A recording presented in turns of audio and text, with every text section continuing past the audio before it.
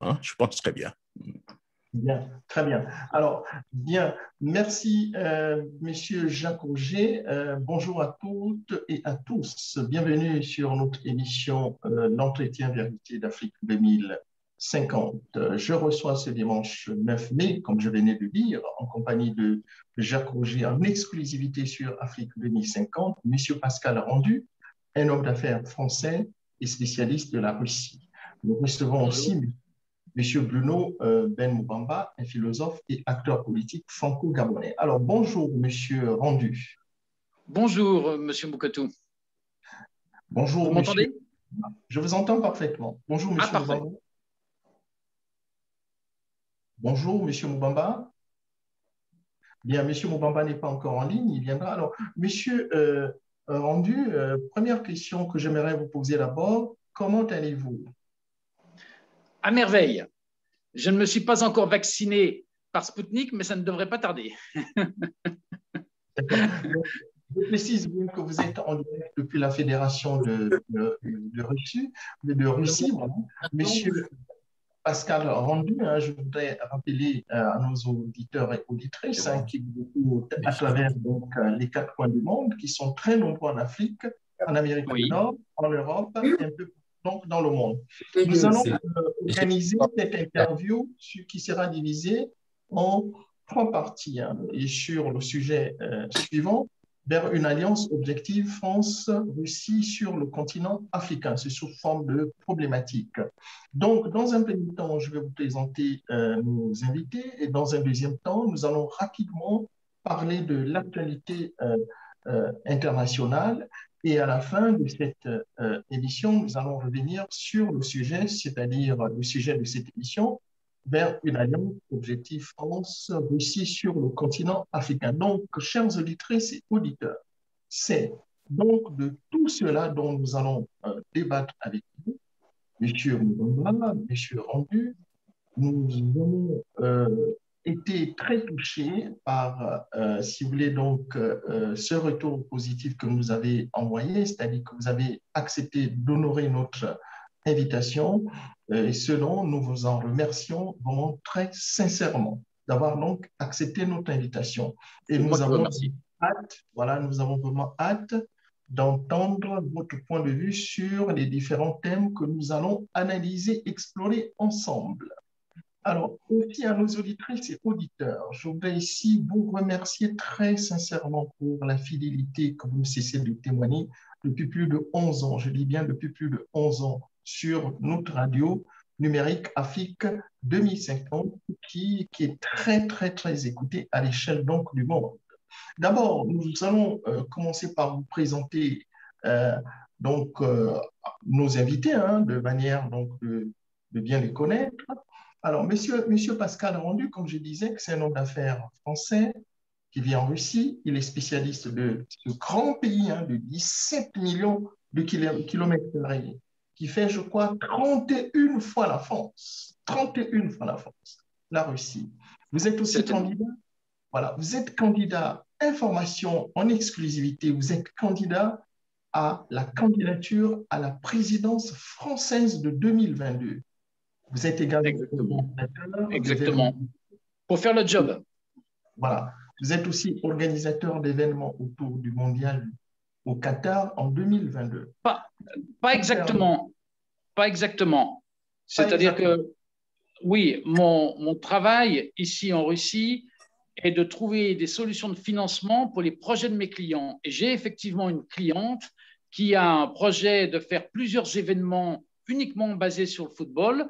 Entre l'événement qu'elle avait réalisé ici à Moscou pendant la dernière Coupe du monde de football et la prochaine Coupe du monde de l'année prochaine, effectivement, à Doha. Donc, mon job, effectivement, c'est de trouver le financement pour ces événements. C'est donc mon travail n'est donc pas sportif, il est financier en l'occurrence. Voilà. D'accord. C'est pourquoi j'ai précisé au début que vous êtes donc un homme non seulement politique, mais surtout un homme d'affaires. Voilà. Alors, pour ce qui concerne M. Ben Moubamba, vous le connaissez très bien, c'est un homme politique. Donc, bonjour, bonsoir Pascal, Rendu, bonsoir mon cher ami. Bonsoir. Bonsoir, Monsieur le docteur Moketou. bonsoir, Monsieur Moubamba. En tout cas, bienvenue sur Afrique 2050 et merci aussi d'avoir honoré notre invitation. Alors, vous êtes très connu hein, sur l'échelle africaine, hein, je dirais même à l'échelle mondiale. Vous êtes donc journaliste de formation, vous êtes philosophe et acteur politique franco-gabonais. Vous avez milité dans des structures associatives. Hein. Je ne reviendrai pas sur tout ce que vous avez fait. Je voulais juste préciser que vous avez été donc vice-premier ministre de la République gabonaise. Pendant, je crois, 2 ans, c'est ça, Monsieur Moubamba? On va dire un an. Un an, un an. Vous êtes également président du parti d'opposition ACR, qui veut dire Alliance pour le changement et le renouveau au Gabon. Et vous avez été 2 fois candidat à l'élection présidentielle dans votre pays d'origine, donc le Gabon. Vous êtes universitaire, puisque je vous présentais comme étant philosophe. Alors, première question que j'aimerais vous poser, hein, il y a M. Rendu qui a essayé de corriger tout ce que j'étais en train de dire sur lui. Et est-ce que vous avez quelque chose à ajouter? Autrement dit, est-ce que ces 2 présentations vous conviennent-elles? Monsieur Rendu. Parfait. Monsieur Moubama. Parfait. Je suis très heureux de participer comme co-invité à cette émission à laquelle participe pour la première fois Pascal Rendu, que je connais très bien, qui est un partenaire, un ami, quelqu'un dont je partage un certain nombre d'idées sur le plan économique vis-à-vis de l'Afrique, de la France, de la Russie et sur l'économie mondiale. Donc, Pascal Rendu, merci d'avoir accepté d'être... Non, c'est moi qui vous remercie. C'est moi qui vous remercie vraiment sincèrement de l'invitation, qui me fait très plaisir. Alors, la première question que j'aimerais poser à Monsieur Rendu, vous vous considérez comme étant français ou bien russe, là où vous vous trouvez? Ah non, pas du tout. Je suis français depuis que je suis né, mais enfin ma famille depuis la nuit des temps, et je suis français. Je suis un Français qui habite à Moscou, et on a énormément de Français qui habitent en Russie. Et il se trouve que les idées que je partage, enfin les idées que j'ai sur la Russie sont partagées par pratiquement tous les Français de Russie. Il y a une lecture de la Russie qui est très différente dès lors qu'on habite en Russie. L'angle de vue est différent. Mais est-ce que vous vous sentez plus français par rapport à être russe? Ah non, mais je ne suis pas russe, je ne me sens pas russe, je suis un Français ami de la Russie.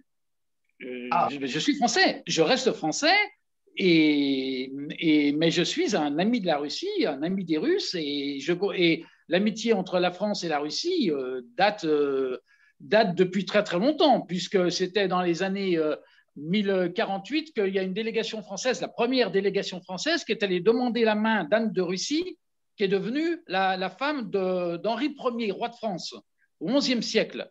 Et il y a des millions de Français qui descendent de cette union, et dont je suis l'un des leurs, puisque ma généalogie remonte jusqu'à Anne de Russie. Donc, je suis un Français qui aime la Russie, parce que j'habite en Russie et j'ai appris à découvrir la Russie habitant sur place. D'accord. Première question que j'aimerais vous poser par rapport à l'actualité africaine. Hein, là, nous sommes en train d'aborder la deuxième partie de cette émission.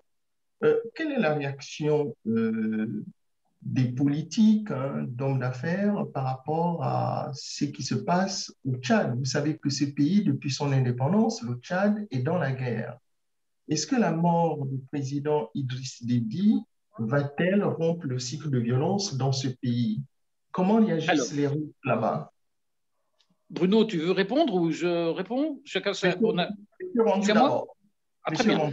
Écoutez, je partage l'avis des Russes et des Chinois, dans le sens où les pays vivent leur vie à leur rythme, et faire des déstabilisations dans des pays étrangers, je n'y suis pas favorable.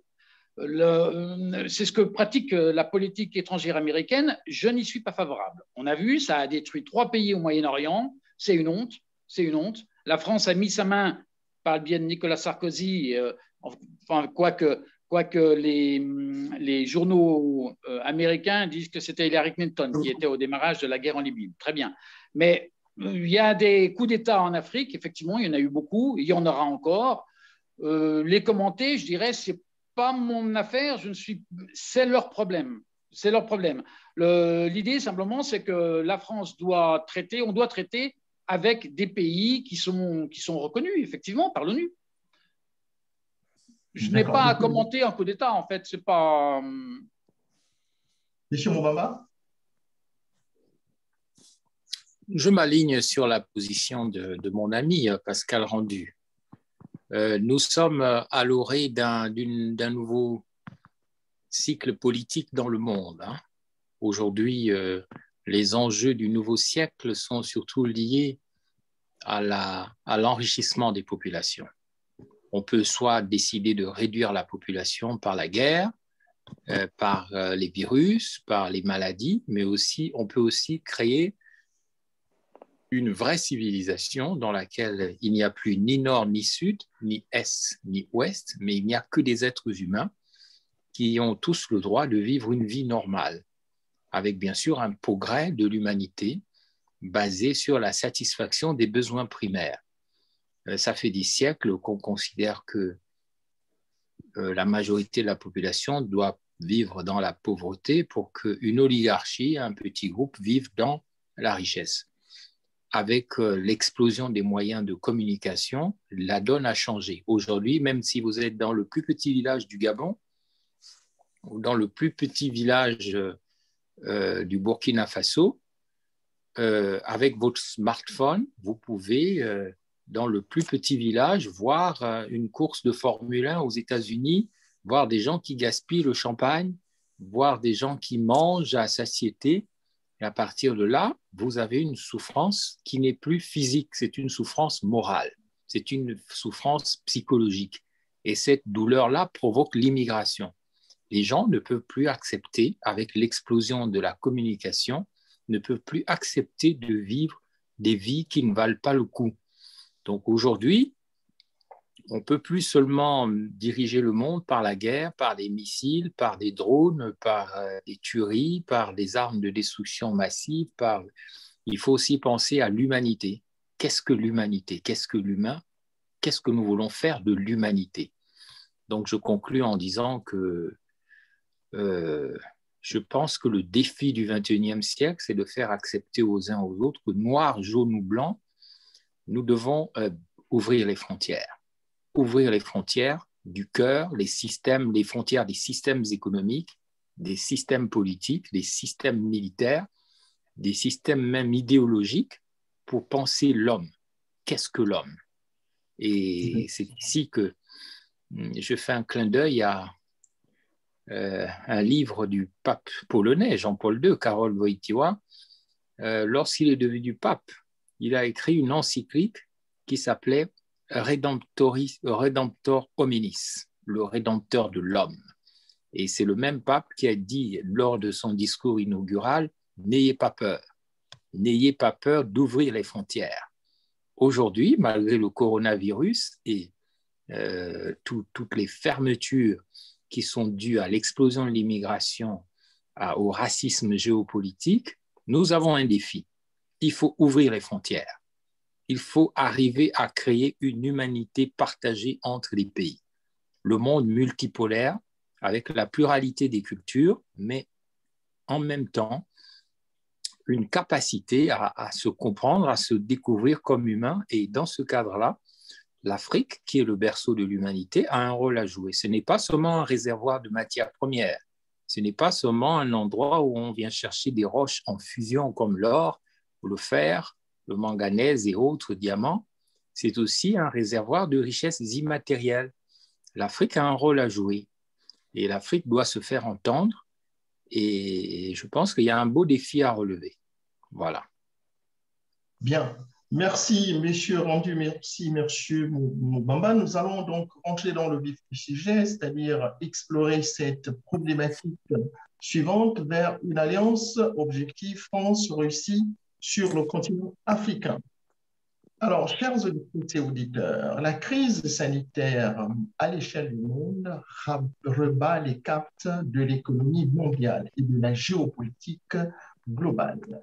La COVID ou le COVID-19 bouscule donc le monde, bouscule notre planète.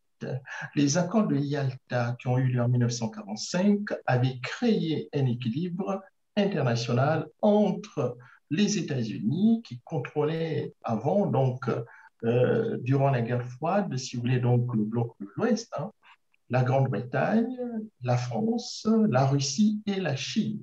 C'est dans ce contexte, chères auditrices et auditeurs, que des pays de l'Afrique se sont embrasés très souvent avant ou après leur indépendance. Guerre en Guinée-Bissau, en Angola, au Mozambique, au Congo, en République démocratique du Congo, on parlait donc du Zaïre, au Nigeria, au Tchad, au Zimbabwe, etc. Vous voyez, si la France est impliquée en Afrique francophone, l'Union soviétique s'est engagée en faveur des indépendances africaines, notamment dans les pays colonisés par le Portugal, à l'instar, si vous voulez, donc de, je crois donc l'Angola. L'exemple le plus frappant a été donc l'intervention des troupes cubaines en Angola. L'affrontement de l'URSS dans les années 1990 a été accompagné de l'émergence de l'Union européenne, alors que la Fédération de Russie perdait toute son influence en Afrique. Avec l'arrivée du président Poutine au début des années 2000, à la tête donc de la Russie, suite à l'éclatement de l'Empire soviétique, à la mort du premier président de la Fédération de Russie, M. Boris Eltsine, les Russes se sont redressés, je dis bien, se sont redressés et on les retrouve de plus en plus en Afrique, surtout en Afrique centrale. Chers auditrices et auditeurs, je voudrais dans un premier temps poser la question suivante à M. Rendu. M. Rendu, en plus de la présence, si vous voulez donc, de plus en plus forte de la Chine, la présence russe en Afrique, et précisément en République centrafricaine, est-elle une nouvelle forme de guerre froide entre l'Est et l'Ouest? Cette ancienne guerre froide qui opposait donc les deux blocs, le bloc de l'Ouest qui était sous l'emprise des États-Unis et le bloc de l'Est qui était sous le contrôle de l'ex-URSS. Ou alors, M. Rendu, M. Mubamba, pardon, peut-on espérer que les intérêts des Africains soient pris en compte au sein des accords de Yalta, quand les 5 pays vainqueurs de la Deuxième Guerre mondiale se sont partagés notre planète et l'Afrique? Je vais citer les États-Unis, la Grande-Bretagne, la France, la Russie et la Chine. Monsieur Rendu. Bon, écoutez, l'Afrique est un territoire immense. C'est une opportunité extraordinaire pour le siècle qui arrive.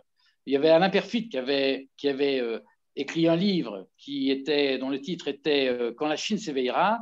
On pourrait écrire un livre en disant « Quand l'Afrique s'éveillera ». Et l'Afrique s'éveille.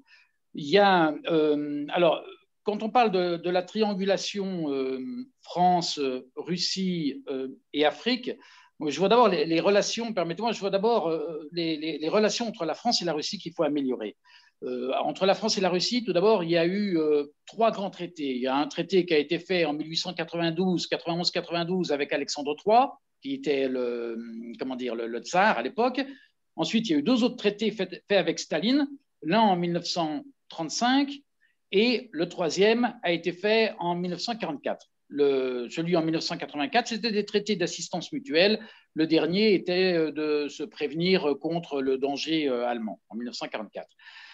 Ce qu'il faut, c'est un autre grand traité avec la Russie, entre la France et la Russie, qui demande effectivement d'autres politiciens, parce que ce n'est pas le président Macron, ni le président Sarkozy, l'ex-président Sarkozy, qui peuvent faire un accord de paix avec la Russie.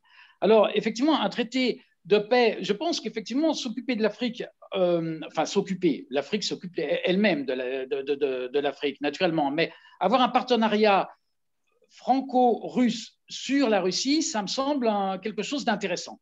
Ça me semble quelque chose d'intéressant. Le problème en Afrique, voyez-vous, me semble-t-il, je ne suis pas un spécialiste de l'Afrique, mais je vois qu'il y a beaucoup de présidents africains qui ont énormément de projets, et qui demandent de l'argent pour ces projets. Et la réponse des investisseurs est souvent la même. Quelle est la garantie que notre argent sera bien investi? Parce qu'il y a des coups d'État en Afrique et on a peur que l'argent, effectivement, disparaisse. Enfin, on a peur de perdre notre argent. Et je pense qu'il me semble qu'il faudrait soit que le FMI, soit que l'Union africaine arrive à garantir certains prêts nécessaires au développement de l'Afrique. Ça, c'est stratégique. Les présidents africains ont beaucoup de projets pour développer l'Afrique, mais ils ne sont pas tous financés et ils ne peuvent pas tous être financés par cette crainte, encore une fois, cette crainte de l'investisseur. Bien. Monsieur Mourama. Effectivement, Pascal Rendu, docteur Mouketou, moi j'ai eu la chance d'être invité au sommet de Sochi. Vous savez, le sommet où Nathalie Yamb, de la Côte d'Ivoire, la conseillère d'un des acteurs politiques ivoiriens, du docteur Koulibaly, s'est offusqué contre la France et ça fait beaucoup de bruit et le pataquès, c'est un peu regrettable. J'étais à ce sommet de Sochi, le sommet Russie-Afrique. J'ai eu d'ailleurs l'occasion de m'y entretenir avec quelques chefs d'État, tels que celui du Ghana, celui de la Guinée équatoriale et bien d'autres, et celui de la RDC aussi d'ailleurs, qui était présent, ainsi que le Premier ministre gabonais de l'époque, M. Nkogé Bekale, accompagné de son ministre de l'époque, son ministre du pétrole de l'époque, M. Noël Mbumba, bien avant qu'il ne soit arrêté et mis en prison. Je pense que l'Afrique ne doit pas être un terrain d'affrontement entre les grandes puissances. Il y a eu la phase de 1885, la conférence de Berlin, où les puissances européennes se sont, dit-on à l'époque, partagé l'Afrique comme un gâteau. Le Congo est même devenu une propriété personnelle du roi des Belges, personnelle, même pas une colonie de l'État belge, mais une propriété personnelle. Ensuite, il y a eu les accords de Yalta en 1945, à la fin de la Deuxième Guerre mondiale, lorsque, vous le disiez en introduction, les puissances vainqueurs de la Deuxième Guerre mondiale se sont partagées le monde, et en général l'Afrique, en zone d'influence. Aujourd'hui, l'Afrique est face à un problème. C'est le continent le plus riche du monde en matières premières, c'est le continent des jeunes, le continent des terres agricoles, c'est le continent de l'eau potable. Au Gabon, nous avons des fleuves en veux-tu, en voilà, comme on dit, des fleuves d'eau potable. Il y a même de l'eau potable sous le désert du Sahara, des nappes phréatiques gigantesques qui pourraient transformer ces zones-là en désert, plutôt en jardin, autant pour moi. Des déserts pourraient devenir des jardins dans le Sahel ou même au Sahara, au vu des nappes phréatiques qu'on sait exister en Afrique, dans ces endroits-là. Maintenant, le grand problème, c'est que comment le continent le plus riche du monde, potentiellement, produit-il autant de pauvreté? Et c'est ici qu'il faut que tout le monde se remette en question. Et les puissances colonisatrices, les puissances européennes, les États-Unis, mais également les Africains eux-mêmes, les élites africaines. Il faut que les élites africaines cessent de gémir et de se plaindre, d'accuser tout le temps les autres qui nous ont colonisés, qui nous ont fait ceci, qui nous ont fait cela, sans se remettre soi-même en cause. Parce que le grand problème, c'est la corruption. Le grand problème, c'est parce que l'argent de l'État, c'est l'argent du chef de l'État et de sa famille et des siens et de ses amis. Donc, nous devons absolument créer, comme le disait Pascal Rendu, les conditions qui n'inquiètent plus les investisseurs, notamment arrêter les guerres, arrêter les coups d'État, arrêter la violence politique. Alors, quand on dit ça, on dit, mais oui, mais ça, ce sont des rêveries, la guerre ne va jamais s'arrêter en Afrique, mais pourquoi vous pensez que ça peut arriver? Arrêtez avec ces choses-là. Non, le temps d'inverser le cycle est venu maintenant.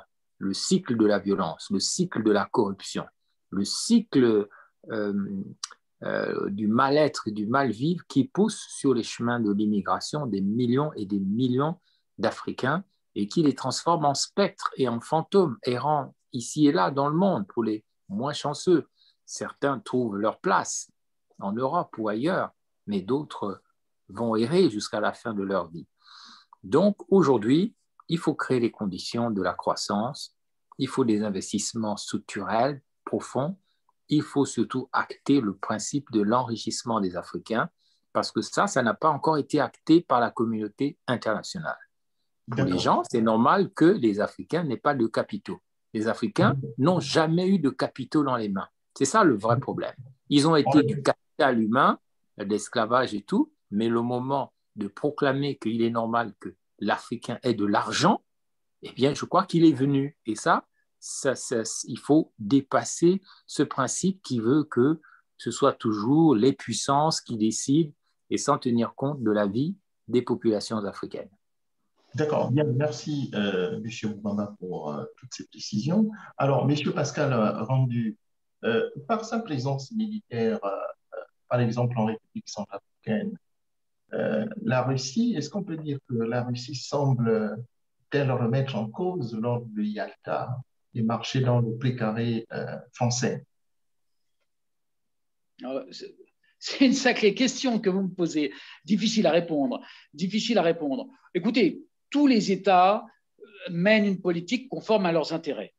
Donc, la Russie, comme la France, comme les États-Unis. Bon, maintenant, aller dire que cette politique est mauvaise ou pour telle ou telle raison, en l'occurrence, sur la présence de la Russie en Centrafrique, j'ai pas d'avis particulier.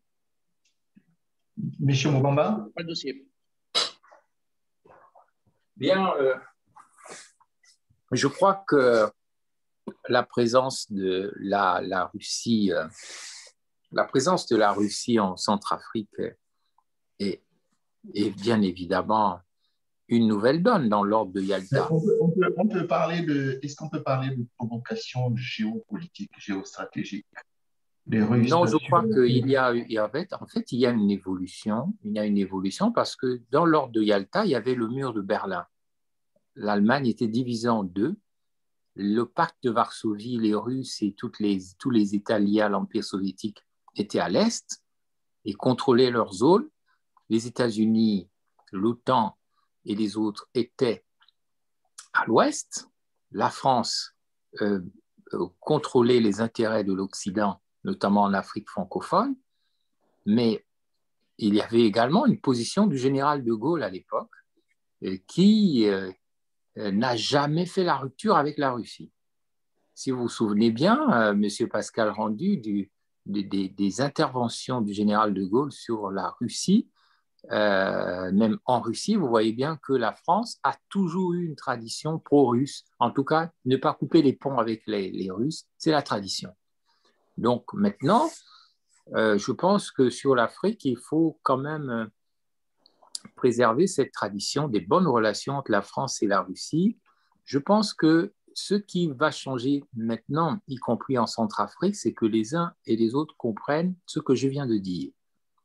Le problème n'est pas de favoriser la Russie ou la France aujourd'hui. On comprend, comme l'a dit Pascal Rendu, que les États aient toujours leurs ambitions géopolitiques et économiques. Mais l'Afrique dans tout ça, personne ne se pose ce genre de questions. Le problème de l'Afrique. Justement, Monsieur Rendu, Monsieur Moubamba fait bien de poser cette question. Est-ce qu'on peut espérer, comment dirais-je, une coopération à l'échelle mondiale entre la France et la Russie pour favoriser ensemble la connexion de l'Afrique sur la voie de la modernité, ensemble le développement, si vous voulez, donc, de l'Afrique du XXIe siècle au lieu d'une opposition?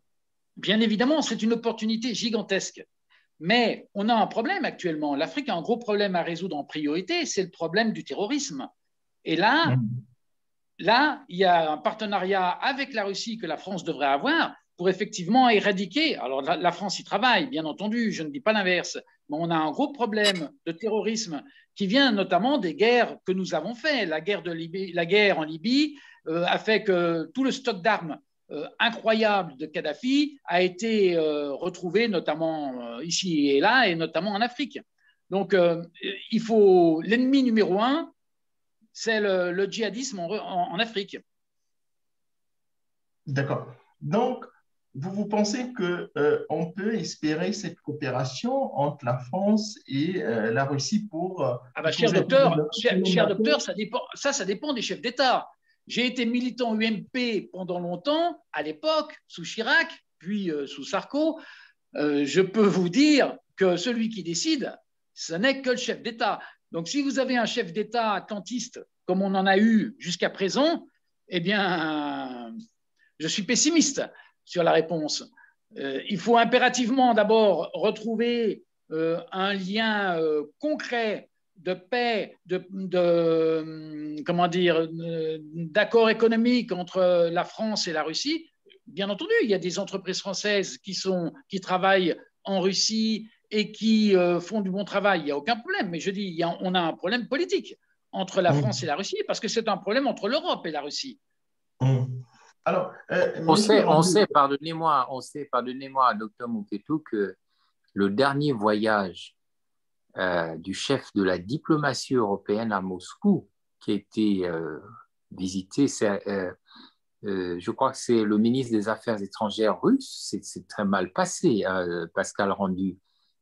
Donc, ça confirme bien qu'il y a une tension entre la Russie et l'Europe, mais à quoi sert finalement cette tension? Est-ce de l'intérêt de l'Europe ou de la Russie? Que se passe-t-il? Il en est de même dans le problème de Navalny, l'opposant en prison en ce moment, et dont l'Europe veut avoir la libération. Justement, pardonnez-moi, j'aimerais vous poser la question suivante. N'y a-t-il pas lieu de craindre une guerre mondiale ou bien universelle entre les grandes puissances mondiales à cause des matières premières des pays africains, par exemple les pays de l'Afrique centrale? Que faire pour éviter un tel scénario de guerre interminable? Maintenant… Je dirais, pardonnez-moi, qui a déjà desservi plusieurs générations africaines, Monsieur Rendu. Je n'y crois pas. Pardonnez-moi, docteur. Je dis simplement que je ne crois pas à une prochaine guerre mondiale nucléaire, par exemple. Ça, tout le monde meurt. C'est avec les armes de destruction massive, supersonique, en cours d'élaboration, enfin qui existent déjà. Une guerre nucléaire, pour moi, c'est derrière. Par contre, il peut y avoir un accident nucléaire. Ça, c'est autre chose. Le président Poutine a eu parfaitement raison de rétablir un équilibre nucléaire qui nous met à l'abri d'une guerre nucléaire. Et moi, par contre, je reste inquiet de toutes ces bases américaines qu'il y a en Europe avec des obus, des armes nucléaires qui peuvent être adressées de l'Europe sur la Russie, parce que nos amis et partenaires américains ont souvent l'habitude de déléguer leur guerre de l'étranger. Mais je ne suis pas, si vous voulez, sur le fond, je ne pense pas qu'il y aura une guerre nucléaire parce que c'est le globe qui sera détruit. Donc, on est plus sur un jeu de guerre dans des États et pas forcément nucléaire. Et comment, Monsieur Mobamba, je viendrai vers vous. Monsieur Rendu, comment les Africains doivent-ils se comporter face aux appétits de ces puissances envers leurs matières premières? Alors, écoutez, je vais vous répondre en disant organiser la concurrence. S'il y a plusieurs acheteurs pour un produit, vous prenez celui qui paye le mieux. Mais je dirais plus sérieusement, parce qu'effectivement, il y a des notions géopolitiques. Monsieur Rendu, pardonnez-moi, est-ce qu'on peut se développer en bradant les matières premières puissances? En toute objectivité. On ne peut pas, évidemment… Écoutez, le développement économique implique aussi de faire des usines, de construire son agriculture, de construire son industrie. Donc, avec l'argent des matières premières, effectivement, il faut pas que ça s'évapore, comme on a vu en Algérie. Il y a eu une indépendance en Algérie, et après les Français, qu'est-ce qui s'est passé? Il y a eu un contrôle des ressources, des hydrocarbures par les Américains. Ce sont les Américains qui gèrent les hydrocarbures algériens. Et vous avez combien de pourcentages qui partent en fumée dans le désert? Combien? 40%, 50%, 60%? J'ignore. Mais c'est énorme. Et au final, l'Algérie est pauvre et les Algériens ont une seule aspiration, venir en France. Cette histoire à mourir de rire. Ils ont fait une indépendance pour avoir pratiquement pire et pour ne pas avancer. Donc, je dirais, les hydrocarbures dans les pays doivent comment dire, mener à des projets, à des constructions d'usines, c'est essentiel. Et je vais donner à mon cher ami Bruno une idée de société publique un peu différente des sociétés publiques actuelles, c'est-à-dire que si vous prenez dans cette société publique que je souhaiterais, ce serait que le citoyen soit propriétaire d'une seule action qui est liée à son existence. Il naît, du verbe naître, il naît et il est automatiquement propriétaire d'une action de cette société publique. Il meurt, cette action disparaît. Elle ne se vend pas, elle ne se transmet pas. Par contre, chaque année, ça lui permet de toucher un petit dividende. Et ça, c'est très bien pour sortir de la grande pauvreté. Ça donne comment vous dire, c'est lié à l'instinct de propriété. Et alors, c'est pas comme le revenu universel, parce que le revenu universel, vous êtes assisté, finalement. Tandis que là, vous êtes propriétaire, vous avez une action, vous êtes propriétaire, parce que vous êtes gabonais, par exemple, eh bien, vous êtes propriétaire de cette action qui va vous donner à la fin de l'année peut-être 100 euros, 150 euros, peut-être un peu plus ou un peu moins, selon les résultats économiques de la mine ou des mines en question. Et ça, c'est quelque chose, c'est une idée qui, à mon avis, est à développer dans les pays qui ont des matières premières. Malheureusement, en France, on n'a pas de matières premières, donc ce n'est pas applicable. Monsieur Mbamba? Oui, non, très rapidement, pour illustrer ce que dit Pascal Rendu, c'est toujours le principe de l'enrichissement des populations africaines. Il faut trouver des poches d'argent. Bien sûr, une des poches les plus directes, les plus immédiates, est liée aux matières premières. Imaginez que les populations de Mabanda, je prends un exemple, qui aurait une carrière de cuivre. Il n'y a pas de cuivre en Mabanda, mais que toutes les populations de ce territoire héritent d'une action de cette carrière et qui puissent recevoir un dividende chaque année parce qu'il y a cette carrière dans leur territoire, dans leur village. C'est une manière d'établir de la richesse finalement au profit des populations, mais on pourrait multiplier cela. Et ce n'est pas contraire à l'économie mondiale ni aux intérêts des entreprises, mais aujourd'hui, la pauvreté prend trop de place sur le continent le plus riche du monde. Donc, pour ne pas parler de racisme géopolitique, il faut maintenant de la justice internationale vis-à-vis des populations africaines. On ne peut pas laisser des populations affamées comme ça pour un siècle supplémentaire. Il faut absolument trouver des poches d'enrichissement. C'est cela qui est le plus important. Ce n'est pas la guerre. La guerre, c'est toujours la guerre des autres. Vous savez, les Africains, nos grands-parents, nos arrière-grands-parents, ils ont tous fait la guerre. Moi, mon grand-père, en tout cas le cousin de ma grand-mère, faisait partie d'un clan chez les Pounous, le sud-ouest du Gabon, qui s'appelait les Bagambous.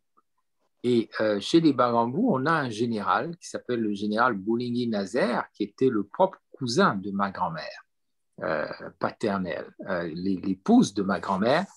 Et ce général Boulingui Nazer s'est battu pour la France jusqu'en Indochine. Il a fait la Deuxième Guerre mondiale. Il s'est battu pour la France. Il a fait l'Indochine. Moi-même, j'étais en ex-Indochine, comme vous le savez, au Cambodge. Entre autres, retrouver les traces de ce grand-père paternel, les endroits où il s'est battu. Donc, la guerre, ça ne résout rien du tout. Aujourd'hui, l'économie en premier, c'est d'abord l'économie, mais pas seulement l'économie des autres, mais l'économie qui profite d'abord aux Africains, aux autres, mais aussi aux Africains. Et c'est ça la nouvelle révolution mondiale à établir, que les Noirs, que les Africains puissent s'enrichir comme les Émiratis, comme les Saoudiens, comme les Indiens, comme les pays du Golfe d'Oman, comme les Koétiens, pourquoi pas? Je pense qu'il n'est pas idiot de poser cette question sur la table. Bien, merci, M. Mbamba. Alors, M. Pascal Rendu, finalement, que proposez-vous concrètement pour que les puissances mondiales puissent avoir accès au marché africain sans que le continent africain ne puisse continuer de se vider de ses élites et de sa jeunesse? Question difficile. Mais je vois par exemple en Russie, la Russie est sanctionnée par les États-Unis pour des raisons du reste sur lesquelles on pourrait revenir, qui sont des raisons américaines. Ça, c'est un autre sujet, un autre débat. Mais qu'a donc fait le président Poutine? Ils ont des hydrocarbures. Il a engagé une politique de substitution aux importations. C'est-à-dire, ils sont sanctionnés, très bien, on est sanctionné, donc très bien, on va construire des usines, on va développer l'agriculture, on met un accent là-dessus. Pour l'Afrique, avec les hydrocarbures que vous avez, les présidents doivent effectivement créer des cadres, des projets de construction d'usines, c'est fondamental. Des constructions d'usines, développer aussi leur agriculture. Cet argent doit servir à l'équivalent de la politique de substitution aux importations qui a été développée en Russie, avec succès. Est-ce que vous croyez, M. Pascal Rendu, à l'amitié franco-russe, y compris en Afrique et dans l'intérêt des Africains? Écoutez, je suis installé à Moscou, j'ai des amis russes et c'est très facile de s'entendre avec les Russes. Les Russes sont d'une grande fidélité. Quand vous prenez des accords avec eux, sont vraiment des gens solides et ça va droit. Donc, avoir des accords, bien sûr, des accords politiques avec la Russie, mais ils ne demandent que ça. C'est nous qui ne voulons pas en prendre parce qu'on est obligé de suivre Washington sur différents dossiers sur lesquels la Russie n'a pas tort. La Russie est attaquée. Si vous voulez, je fais quelques sous-entendus. Je vais vous expliquer en une phrase. Vous allez vite comprendre ce que j'ai derrière la tête. En 2012-2014, le président de l'agence de renseignement privé la plus importante des États-Unis a fait une conférence. Je l'ai donc écoutée. J'ai écouté cette partie de conférence où il expliquait ceci. En 2012, cela fait 100 ans que nous, Américains, nous faisons des guerres pour empêcher un rapprochement entre l'URSS et l'Allemagne. L'URSS, matières premières et faible salaire. L'Allemagne, capital et technologie. Et maintenant, c'est entre la Russie et l'Europe. Tout est dit. Tout est dit. Parce que ce rapprochement créerait un bloc trop concurrentiel pour les États-Unis. Celui qui a dit ça, c'est quand même le directeur de la CIA privée, si vous voulez, américaine. Ce n'est pas un imbécile, c'est quelque chose qui est dans l'esprit de la stratégie et de la politique étrangère américaine, qui est très claire. Donc, ils ont une politique anti-russe. Et toute l'Europe suit comme un caniche. D'accord. Alors, parlons un peu sur ce point, docteur Mouketous, juste une précision, une petite précision. Je suis aux États-Unis, hein, vous savez, il y a un point sur lequel je ne suis pas, mon ami Pascal Rendu, parce que certes, les Américains font ce qu'ils font au nom de la vision qu'ils ont de leur pays, mais n'oublions pas aussi que les Américains se sont donné un rôle messianique, c'est celui de répandre la démocratie universelle. C'est la vision, on peut être d'accord ou ne pas être d'accord avec eux, mais cependant, ils se voient comme la nation qui doit répandre, comme une religion, hein, la démocratie universelle à l'échelle planétaire. En Irak, voilà. En Libye, en Syrie. Oui, non, mais je ne prends pas le parti des Américains, mais oui, non, j'ai bien compris, mon ami. Parce qu'il y a aussi des problèmes démocratiques. Il y a des problèmes démocratiques en Afrique, des problèmes démocratiques en Chine, des problèmes démocratiques ici et là. Il y a la question aussi de la démocratie derrière. Hein. Qu'est-ce qu'on fait avec? Voilà. D'accord. Oui, mais l'exportation de la démocratie, on a bien vu que ça ne fonctionne pas. Le problème, c'est que ça ne fonctionne pas. Renverser les dictateurs, c'est pire. On fait pire que les dictateurs. Regardez le résultat en Libye, c'est catastrophique. Catastrophique. Regardez le résultat en Syrie. L'ancien ministre des Affaires étrangères, Roland Dumas, qui n'est pas un imbécile, a quand même dit qu'il avait eu une réunion avec les services spéciaux anglais 1 an et demi avant les premiers événements en Syrie, et ceux-ci lui ont expliqué qu'il préparait un renversement de régime en Syrie. Nous sommes d'accord, Pascal Rendu. La guerre, non, bien sûr, on est tous d'accord, moi, je suis un anti-guerre. Mais la démocratie, oui, on ne peut pas faire l'impasse sur la démocratie. Justement, mais le problème, mon cher ami, c'est que quand on dit on installe la démocratie, c'est quand il y a un dictateur, un régime dictatorial, changer un dictateur, ça coûte énormément à la population. Il vaut mieux laisser il vaut mieux laisser les dictateurs en place, traiter avec eux et améliorer la situation avec le temps. Je me rappelle du père d'une amie, c'était l'ami de mon associé à l'époque, il était marocain et c'était l'un des conseillers juridiques d'Hassan II.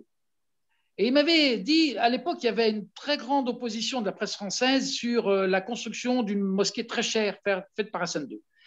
Et il m'avait dit ceci: Pascal, vous avez bien construit vos cathédrales, donc laissez-nous vivre notre Moyen-Âge. Il n'avait pas tort. Il n'avait pas tort. Les pays ont des rythmes de développement différents et il faut respecter ces rythmes. Arriver avec nos chars et dire on va liquider Saddam, on va liquider Kadhafi, on va liquider Assad, on voit le résultat. Non, ce que je veux dire, c'est qu'il faut accompagner les peuples dans leur soif de démocratie. Et je prends pour exemple la révolution de velours en Tchécoslovaquie, l'évolution de la Pologne, tous les pays communistes de l'Europe de l'Est qui ont évolué positivement et de manière démocratique parce qu'au même moment, il y a eu une configuration vers la démocratisation des pays de l'Est. On n'a pas fait de guerre. Il y a eu bien sûr en Roumanie le drame de l'exécution de Ceausescu, mais on ne peut pas dire aujourd'hui aux Polonais qu'ils ont eu tort d'aller vers la démocratisation parce que le temps était venu de démocratiser. On ne peut pas renoncer à la démocratie. Ça, je crois que nous devons nous opposer à la guerre, mais nous ne devons pas accepter la dictature. C'est mon cher ami, on est d'accord avec une petite réserve. Je t'explique. Enfin, pardonne-moi, je ne dis pas je t'explique. Qu'est-ce qui se passe quand le coup passe mal? Prends l'exemple de l'Ukraine. Il y a eu une première révolution qui s'est très bien passée. La révolution orange, la première révolution orange en 2004, s'est très bien passée. Elle était soutenue par les États-Unis et soutenue par l'Europe. Bon, eh bien, voilà, très bien. Mais que s'est-il passé 5 ans après? Il y a eu les élections présidentielles de 2010. Et le président issu de la révolution orange n'a recueilli que 5% des suffrages. Qu'ont-ils fait? Ils ont continué à déstabiliser les fameux 5 milliards avoués par Victoria Nuland comme ayant été dépensés en 2 décennies en Ukraine pour soi-disant accrocher l'Ukraine à l'Europe, Dixit. Et ils ont fait Maïdan.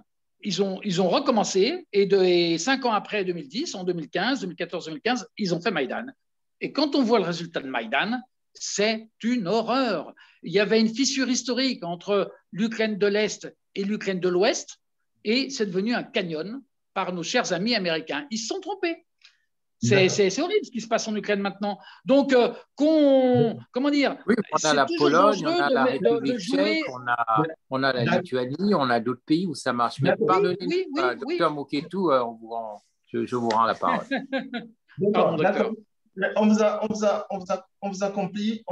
Nous allons aller du côté du studio. Donc, nos studios d'Afrique 2050 depuis les États-Unis. Monsieur Jacques Auger, vous avez une question? Oui, merci beaucoup, docteur Jean-Aimé Moketou. C'est une émission très intéressante. Nous recevons beaucoup de réactions de nos amis africains. De façon générale, la question qu'ils veulent poser est de savoir est-ce qu'en matière de démocratie, est-ce que la Russie peut être aujourd'hui une référence pour le continent africain? Et l'autre question qui va directement du côté de M. Bruno Ben-Moumamba, c'est de savoir, est-ce que ce qui se passe actuellement en Russie, c'est pas ce que vous êtes en train de critiquer au niveau donc, du Gabon, hein, où on a une succession du même président pendant des années et des années. Et pour M. Rendu, la même question. Est-ce que la politique, c'est la manière dont cette politique fonctionne aujourd'hui en Russie, est-ce que les Français pourront accepter ça un jour chez eux? Voilà. Alors, j'aimerais bien exceptionnellement répondre avant mon ami Pascal Rendu, si Pascal me le permet. Bien entendu, mon cher ami. Bien, moi, je vous dirais ceci. Oui, nous critiquons la dictature sur le continent africain. Et bien évidemment, il y a des événements en Russie autour de l'opposant Navalny qui ne nous interdisent pas de nous interroger. Moi, je suis un ami des États-Unis, je l'avoue, mais je suis aussi un ami de la Russie. Ça, c'est très sincèrement, comme je suis un ami de la France, parce que je suis dans le courant des universalistes. Vous savez, le courant fondé par Aimé Césaire, la négritude, Aimé Césaire, même Senghor, c'est-à-dire l'Africain qui se conçoit comme le porteur de l'universel, comme le berceau de l'humanité et qui s'intéresse à tout. Donc, sur la Russie, je dirais que la Russie revient de loin. C'était d'abord un empire tsariste, avec un roi. Il y a eu les événements du communisme de octobre 1917, avec l'arrivée des bolcheviks, avec l'arrivée de Lénine, de Staline. J'ai été dans le métro il faut être à Moscou, dans le métro de Moscou, pour voir comment les stations de métro de Moscou sont pratiquement toutes des musées. Il n'y a pas un graffiti sur le marbre. Et qui a fait ça? Le dictateur Staline, qui est à l'origine d'une telle merveille, qui a assuré la puissance de l'URSS, essentiellement le dictateur Staline. Ensuite, il y a eu l'arrivée de Jean-Paul II, le Polonais slave, au Vatican, avec son cri « N'ayez pas peur », avec l'effondrement du mur de Berlin, l'évolution des pays communistes à l'est de l'Europe et l'effondrement de l'Union soviétique avec la démission de Mikhail Gorbatchev. J'étais un jeune homme, j'étais à l'université, je suivais ça avec stupéfaction. J'étais même à Prague, moi, en 1990, après la révolution de velours, lorsque un artiste, un poète qui s'appelait Václav Havel est devenu président. Président, hein, juste des rêveurs, des idéalistes. J'ai suivi les événements de l'Europe de l'Est avec une grande attention. J'ai vu comment l'Union soviétique s'est effondrée, comment les gens mouraient de faim, comment il n'y avait plus rien. Il n'y avait même pas d'économie privée. Et puis, on a vu l'arrivée de Vladimir Poutine qui, comme un messie, il faut l'avouer, hein, a redressé ce pays. Monsieur Moumbamba, vous êtes en train de faire l'apologie de la dictature. Laissez-moi aller jusqu'au bout, après vous pourrez dire que Vladimir Poutine a redressé la Russie, c'est une vérité qu'il faut accepter de regarder dans les yeux. Dans les années 90, écoutez-moi bien, docteur Mouketou, ne m'interrompez pas. Dans les années 90, Boris Yeltsin était au pouvoir. Après le départ de Gorbatchev, l'Union soviétique, la Russie était à terre. Il n'y avait rien. Ensuite, Vladimir Poutine est arrivé. Il a redressé ce pays. Maintenant, il est resté 20 ans, on peut en penser ce qu'on veut.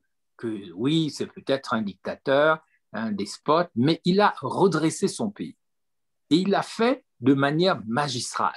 Si vous allez aujourd'hui en Russie, il n'y a plus les queues, il n'y a pas la famine. Il y a pas.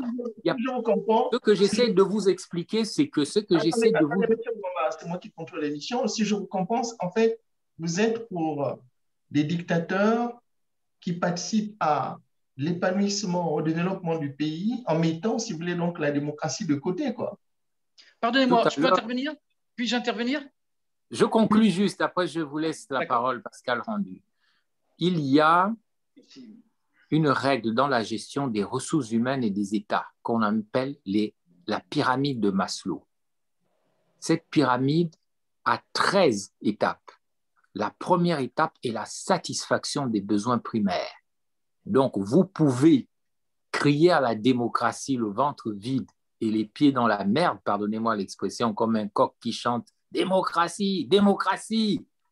Eh bien, oui, si c'est pour finir, oui, non, mais il faut que je conclue juste. Non, mais attendez, vous ne pouvez pas ne pas me laisser conclure mon propos, sinon après, il n'y a plus de logique. Non, mais si je n'explique pas, il y a plus de... Vous ne comprenez pas la logique. Je conclue, après, vous pouvez me relancer. Ce que je veux dire par là, c'est que il y a des modernisations nécessaires à faire. La démocratie est une des modernisations. Mais dans un premier temps, il faut assurer le bien-être des gens. il faut que les gens aient de l'argent. Il faut que les gens ne meurent pas de faim. Il faut que les gens aient la sécurité. Il faut qu'il y ait de la bonne gouvernance. Il faut arrêter la corruption. Vous allez aujourd'hui, docteur Mouketou, vous prenez votre avion, vous allez à Singapour. Vous n'êtes pas dans une démocratie. Et pourtant, je peux vous dire que vous allez tous courir à Dubaï, vous allez tous courir à Singapour. Ce ne sont pas des modèles de démocratie. Ce sont des pays qui ont d'abord assuré les besoins primaires et les autres étapes, c'est la démocratie, c'est les besoins, la satisfaction des besoins psychologiques et même spirituels. Mais ne renversez pas la pyramide de Maslow. Justement, c'est ce que je voulais vous dire, M. Moubamba, on vous écoute, vous êtes très suivi en ce moment. Ce que je voulais vous dire, justement, les exemples que vous êtes en train de citer n'existent pas dans vos pays africains. Vous avez des dictateurs qui n'ont aucune idée de la modernité. Ce qui compte pour eux, c'est le pouvoir. Pour le pouvoir, rien que le pouvoir. Ouais. Le Rwanda est un contre-exemple. Le Rwanda est un contre-exemple. Attendez, le Rwanda se développe avec un dictateur. Le Rwanda se développe avec un dictateur, parfois contre l'intérêt des Bantous. Le Kenya se développe, l'Éthiopie se développe. Ce n'est pas des modèles de démocratie.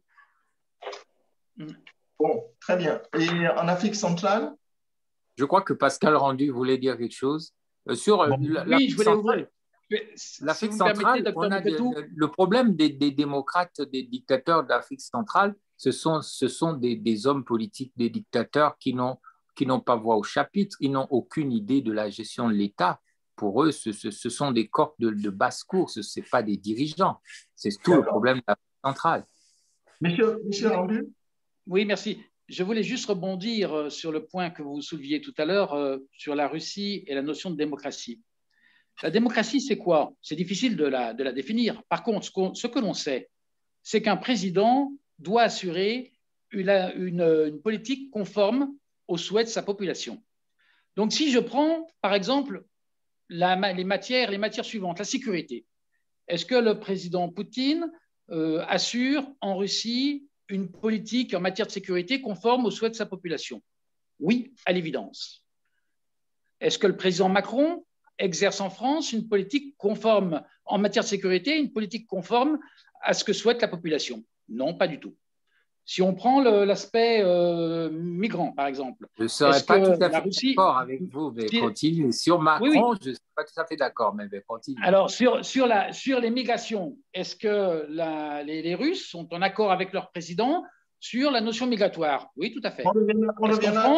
Est-ce qu'en France, la population française est en accord sur les questions migratoires, c'est-à-dire qu'on laisse rentrer tout ce qui peut rentrer résultant des guerres, très bien. Est-ce que non, il n'y a pas d'adéquation entre le président Macron sur la politique migratoire et la population? En matière fiscale, même chose. En Russie, la population est d'accord globalement. Macron n'est pas dans le glissement à l'extrême droite, on ne peut pas le. Non, mais attends. Je dis simplement que ce soit sur les questions de sécurité, de migration, de valeurs sociétales et même d'emploi, il y a un décalage énorme entre le président français et sa population, tandis qu'il y a une coïncidence, il y a une conformité de vue entre le président russe et sa population. Ceci pour dire que nous, les Français, on n'a pas de leçon à donner aux Russes en matière de démocratie. Voilà le point que je voulais bien soulever. Parce que, alors effectivement, les bonnes âmes françaises considèrent que la verticalité du pouvoir fait qu'on sort de la démocratie. Bon, à mon avis, non, ce n'est pas uniquement le point, il y a d'autres points. Les thèmes que je citais tout à l'heure, qui sont des thèmes centraux, sécurité, fiscalité, ce sont des thèmes centraux. Donc, je ne dirais pas que la France n'est pas une démocratie, je dis simplement que nous n'avons pas les moyens de critiquer la Russie en matière de démocratie. Bien. Monsieur Pascal Rendu, Monsieur Moubamba, parlons un peu de l'enrichissement à venir des populations africaines, parce que ça nous intéresse beaucoup sur Afrique 2050. Partagez-vous, Monsieur Rendu, cette idée, par exemple, sur l'ouverture de, comment dirais-je, de l'actionnariat aux citoyens africains, par exemple, favoriser l'épargne ou bien éviter des phénomènes comme ce qu'on observe au Gabon. On parle de post-banque. M. Moubamba pourra revenir sur cette notion de post-banque, donc au Gabon, ou mettre en place des investissements structurels. À vous l'honneur, Vous pouvez Pascal. préciser votre question? Monsieur Rendu d'abord. Vous pouvez préciser votre question, s'il vous plaît? Je reprécise ma question. En fait, ma question est la suivante. Ça a un rapport avec l'enrichissement à venir, hein, qui concerne les populations africaines. Nous sommes d'accord? Est-ce que vous partagez cette idée dans le sens, par exemple, d'ouverture des actions, par exemple, aux Africains, dans le sens de favoriser, par exemple, l'épargne, ou bien d'éviter, si vous voulez, donc des phénomènes tels que des banques comptées en Afrique et qui disparaissent après. Vous avez le cas du Gabon, par exemple, avec la Post-Banque, ou bien tout simplement mettre en place des investissements structurels qui peuvent impulser, pourquoi pas, le développement du continent africain, souffrant bien sûr de questionnement. Écoutez, moi je suis un entrepreneur, donc je pousse à l'investissement, à la prise de risque. Et pour moi, c'est essentiel qu'on essaye de trouver une structure de garantie pour pouvoir, une structure de garantie pour les investissements faits en Afrique. Je parle des gros investissements que veulent faire les présidents qui n'arrivent pas à les faire. Et encore une fois, ce qu'ils ont fait ici en Russie, alors qu'ils étaient sanctionnés, ça marche. Il faut construire des usines. On peut pas, comment vous dire, on peut pas, il n'y a pas une personne magique qui peut tout d'un coup tout changer de A à Z. Ça prend du temps, Mais je ne pense pas que l'immigration des Africains vers l'Europe est une bonne chose. L'Afrique a besoin de ces meilleures intelligences en Afrique. Elles n'ont pas besoin de partir en Europe, mais il faut développer des usines sur place. Mais encore une fois, il faut contrer le risque de coup d'État. Le risque de coup d'État, il faut le contrer en ayant une structure internationale qui assure l'investissement qui est réalisé. On fait un investissement d'une centaine de millions de dollars dans un pays. Si le président change par un coup d'État, il faut que cette centaine de millions de dollars soit garantie par une organisation internationale qui est soit l'Union des pays africains, soit effectivement le FMI. Mais il faut apporter une sécurité pour que l'investissement puisse se faire et se développer. Actuellement, ceux qui ont énormément et tant d'argent, ce sont les Chinois. Oui, les Chinois viennent en Afrique, mais les Chinois, vous le savez bien, ils ont une pratique des affaires qui est un peu différente des Européens. Je dirais, comment vous dire, c'est un euphémisme. Et quand ils font des affaires, ils ne font pas la vaisselle. Voilà. Ils repartent sans nettoyer. C'est ce que, par exemple, les Russes leur reprochent en Sibérie. Quand ils interviennent en Sibérie, après, il y a eu quelques problèmes. Voilà, ils ne font pas la vaisselle. Nous, les Européens, je dirais, on est plus... on protège mieux l'environnement que les Chinois. Et les rapports entre les Africains et les Français, notamment, vous les connaissez bien, ils sont bien connus, on sait à qui on s'adresse, on sait qui vous êtes. Donc, si par derrière, on a en plus une garantie internationale pour investir, mais on va y aller en chantant. D'accord. Alors, M. Moubamba, avant d'aller, puisque nous avons un universitaire américano-ivoirien qui aimerait intervenir depuis un État états-unien que je suis en train de localiser en ce moment. Monsieur Moubamba, là, votre réponse? Vous avez parlé de l'enrichissement à venir des populations africaines. C'est tout le problème. On peut s'enrichir en Afrique, bien sûr, par la bonne gouvernance, par la démocratie, par l'absence du despotisme et de la dictature. Je pense que c'est le chemin compris des pays comme le Ghana, après une période justement dictatoriale du Jerry Rawlings qui a pris le pouvoir par un coup d'État. Et n'oublions pas que c'est ce coup d'État qui a permis les réformes nécessaires pour qu'aujourd'hui, le Ghana connaisse l'alternance et un développement qui est considéré comme un modèle en Afrique de l'Ouest. Donc, le problème aujourd'hui n'est pas tellement le coup d'État de Jerry Rawlings qui a permis la démocratisation, mais plutôt quels sont les facteurs qui entourent un pays. Est-ce qu'un pays est vraiment libre ou il ne l'est pas? C'est ça le vrai problème. Donc, l'enrichissement des pays, des populations africaines peut se faire de deux manières. à condition que la communauté internationale puisse aussi laisser faire les choses telles qu'elles doivent se faire. Si nous avons des régimes un peu autoritaires et que ces régimes, à la manière de Singapour, favorisent la fin de la corruption, sécurisent les investissements, interdisent le vol et permettent à des pays de décoller, pourquoi pas? Mais si nous avons des présidents élus démocratiquement, avec des partis qui sont conscients et qui sont structurés, qui favorisent aussi les règles de bonne gouvernance, les règles de non-corruptibilité dans la gestion de l'État, nous aurons aussi un enrichissement des populations. Aujourd'hui, je conclus par là, le problème de l'Afrique, c'est que, notamment de l'Afrique francophone et de l'Afrique centrale, c'est que l'argent ne circule pas. L'argent ne circule pas. Si vous allez à Dubaï ou dans les pays du Golfe Persique, qui ne sont pas des modèles de démocratie, l'argent circule. L'argent est sécurisé. Vous avez à Dubaï aujourd'hui des Russes, des Américains, des Anglais.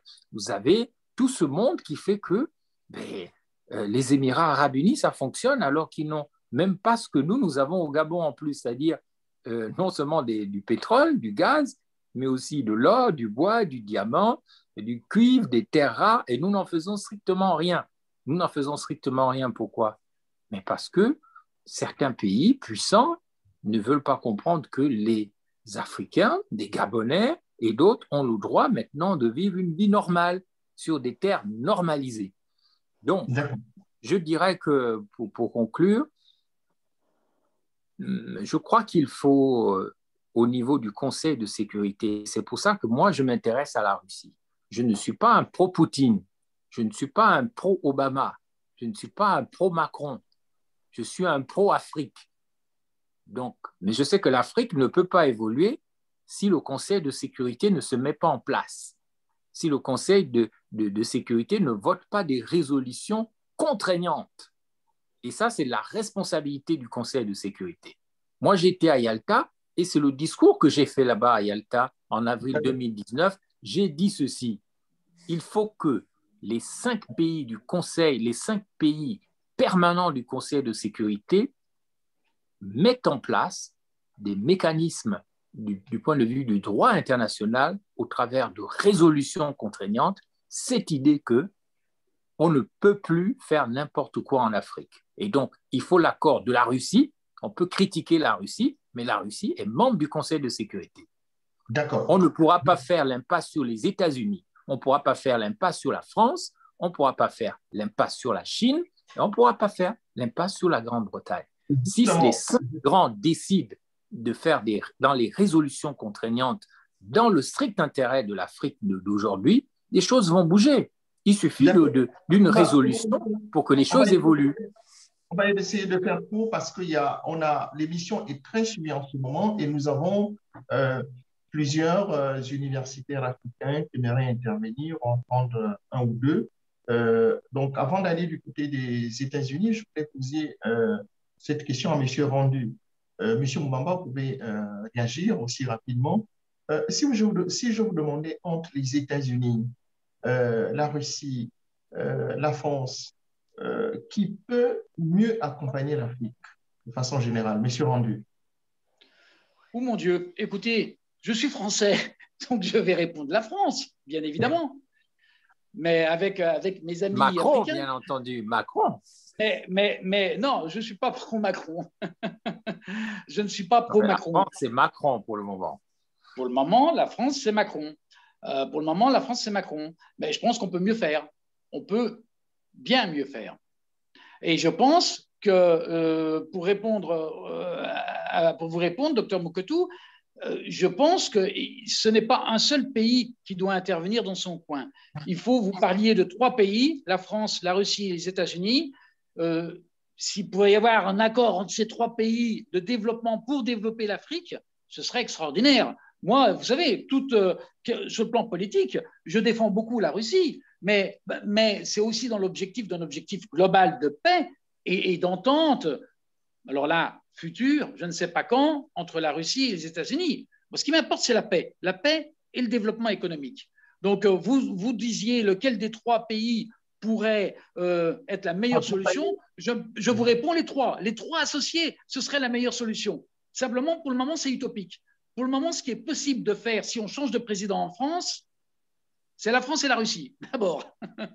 La France et la Russie. Alors, avant, comme je disais, avant d'aller du côté des États-Unis, mais je suis rendu, parlons un peu, vous avez parlé des problèmes, la problématique des flux migratoires. Parlons un peu de cette problématique, hein, avant d'aller du côté du docteur Eric Eddy. Est-ce que vous ne pensez pas que cette problématique, quand il s'agit de la France, les immigrés français sont considérés comme des boucs émissaires des limites de la politique française, quand il s'agit, par exemple, des élections?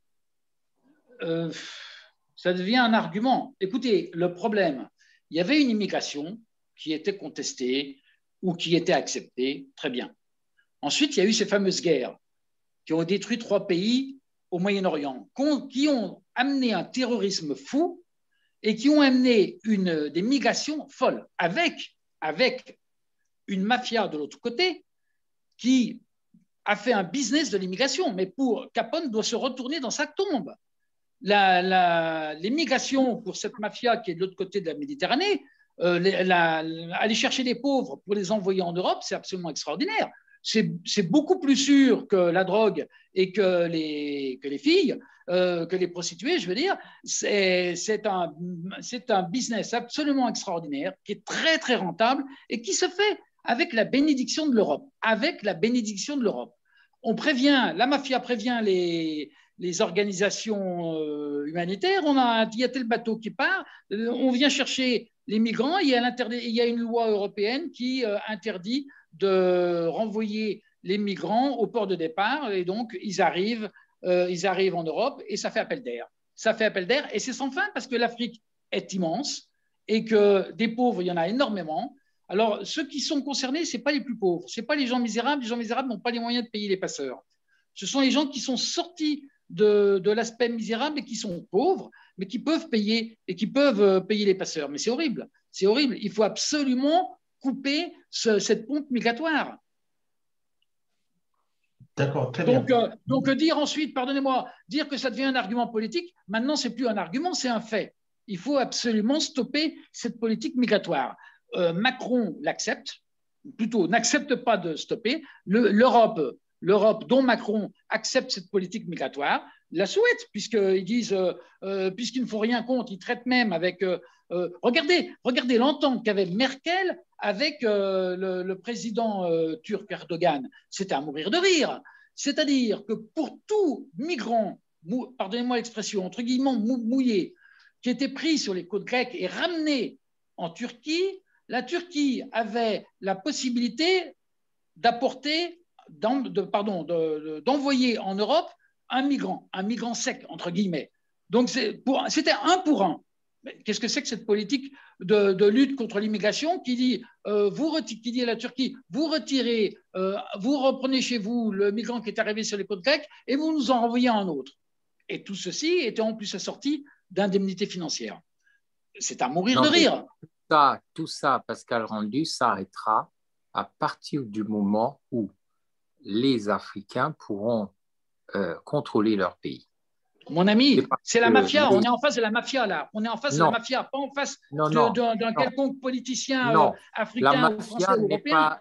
La mafia n'est pas supérieure au pouvoir politique. Donc, je le dis bien d'accord. Mais elle est supérieure au pouvoir européen. Pour le moment, c'est ce que je constate. Non, je le dis, et c'est le sens de notre bataille. Nous devons obtenir un accord international. Et lorsque vous avez dit tout à l'heure qu'un accord peut être possible, même si c'est une utopie entre la Russie, les États-Unis et l'Europe et la France, dans le cadre de décisions, on a bien fait des lois internationales, notamment la Convention de Mérida sur les biens mal acquis. On peut faire des nouveaux accords au sein du Conseil de sécurité sur le problème de l'immigration lié à l'enrichissement des populations et à la bonne gouvernance des États.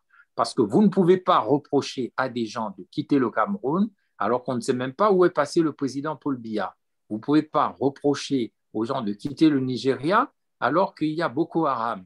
Vous ne pouvez pas reprocher aux gens de quitter le Tchad alors qu'ils ont plein de pétrole et qu'ils n'en font strictement rien. Donc, on peut bien jeter le tort sur la mafia, mais ce qui est derrière, c'est d'abord de l'économie. Qu'est-ce que les Africains font de leurs matières premières et de leur argent? Parce que les Africains, ils ont de l'argent. Ce n'est pas les pauvres dont vous parlez. Ils sont pauvres par effet de la géopolitique. Mais nous, au Gabon, nous sommes le 5e pays le plus riche d'Afrique. Mais vous allez au Gabon, vous verrez de la misère partout. C'est ce qu'il faut arrêter par la bonne gouvernance, par la démocratie, par la fin de la corruption, et il n'y aura plus les mafias, le pouvoir des mafias. Donc, s'il y a une résolution au sein du Conseil de sécurité, tous les moyens politiques et militaires seront mis en place pour stopper ce désordre. C'est ce que je voulais dire. Mais je peux me tromper, hein, Pascal. Merci, monsieur Moubamba. Merci, monsieur Rendu. Nous allons aller du côté de Philadelphie où nous avons l'universitaire américano-ivoirien, le docteur Eric Eddy. Bonjour. Docteur Eric Eddy, bonjour. Allô? Oui, docteur Eric Eddy, bonjour. Allô? Bonjour, on vous entend parfaitement, docteur Eric Eddy. Merci, bonsoir. Enfin, je voulais saluer vos invités et puis leur dire, confirmer que c'est avec grand intérêt en tout cas qu'ils se suivis. Le débat, il est bon, il est intéressant en ce sens que il place l'Afrique et les Africains donc au cœur à son fait. Donc au cœur de ce débat-là, c'est une bonne chose. Je crois que les questions sur l'enrichissement pour les Africains et le principe de base même qui est posé, celui du paradigme changeant qui tendrait à faire comprendre au monde entier, en tout cas à commencer par les Africains eux-mêmes, qu'ils ont droit à cette richesse. J'aime bien cette expression de droit. Pourquoi? Parce que quand on visite un peu la Déclaration universelle des droits de l'homme, un des articles stipule clairement ce droit-là pour les peuples de jouir des richesses de leur pays. Et là, il faut entendre richesse dans tous les sens possibles. Sur cette question, donc, je suis d'accord avec les quelques éléments qui sont apportés. Cependant, je voudrais dire que la question de la corruption sur laquelle semblent insister certains des intervenants, à la fois elle paraît judicieuse, en même temps aussi elle peut limiter les horizons quant aux causes, en tout cas de l'appauvrissement des Africains, alors que nous avons le continent le plus riche. Moi, je pense qu'il faut peut-être réfléchir aussi à la création des emplois et à faire comprendre un peu ce que ça veut dire d'avoir un emploi. Je vous donne un exemple sur ça. Quand vous prenez mon pays, la Côte d'Ivoire, par exemple, vous entendez le régime actuellement se vanter très souvent de la création de je ne sais pas combien d'emplois. Mais je crois savoir que la création de la richesse aussi s'aligne ou alors pas avec l'épargne. Alors, qu'est-ce que ça veut dire de créer des emplois quand ces employés-là, de ces emplois, donc, pour faire de la redondance, n'ont pas accès donc, à la banque ou bien n'ont pas accès même à des prêts bancaires, en fait, n'ont pas accès à la banque en tout cas, avec tout ce que ça veut dire d'avoir accès à la banque. Ça veut dire se préparer à l'épargne, se préparer à la retraite, se préparer aussi à l'assurance. C'est tout ce mécanisme-là, je crois, qui rentre en ligne de compte, qui devrait être pris en compte quand on parle d'enrichir les Africains. Nous avons une classe de paysans qui travaillent donc dans le secteur de l'agriculture, qui produit la première richesse du pays. On parle du café, du cacao, etc. etc. Mais l'ironie, c'est que ceux-là même qui produisent la richesse sont, je ne sais même pas si le terme paupérisé est encore bien approprié pour eux, parce qu'ils sont tellement pauvres en dehors de quelques-uns qui sont peut-être de grands planteurs, avec un coût de matière première qui varie, qui fluctue, qui s'abaisse, qui monte, qui n'est jamais à l'avantage véritable de ces planteurs.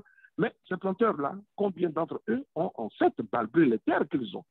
Accès à un taux, accès à des prêts bancaires, accès même à des comptes bancaires, accès à l'assurance, etc., etc. C'est tout cet ensemble-là, je pense, qu'il faut prendre en compte ici. Et c'est la raison pour laquelle je dis que la question de la corruption et de la bonne gouvernance qui de toute façon vont de pair, en insistant là-dessus, on peut être un peu limité quand il en vient à discuter des causes et même des solutions réelles pour l'enrichissement. Je vais terminer mon propos avec une question pour tous les intervenants. La question de la démocratie. J'ai aussi écouté le débat et la position du président. Comme on le dit, la démocratie semble être le système politique, le système d'organisation sociale le meilleur pour, bien entendu, affirmer les droits des hommes, les droits des femmes, les droits des personnes, et puis assurer en tout cas à tous les citoyens d'un pays une certaine équité, pas une certaine égalité, mais une certaine équité, donc dans leur épanouissement. Soit. Mais en même temps aussi, il y a Dambisa Moyo, qui, on le sait, de la Zambie, qui a fait cette émission, parlant un peu de pourquoi est-ce que la Chine, par exemple, et même aujourd'hui la Russie, et même d'autres pays, des BRICS par exemple, deviennent très attrayants pour nombre de pays africains.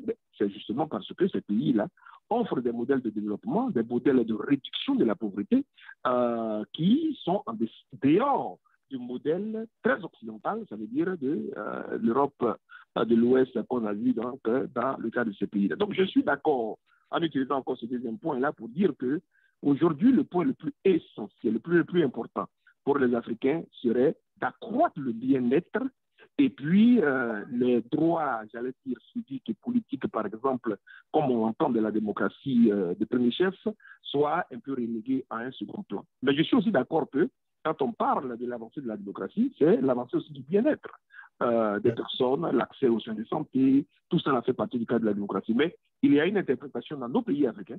Dès que nous parlons de démocratie, ça veut dire qu'il faut établir des régimes qui durent peut-être 2 mandats et puis ensuite on passe à un autre.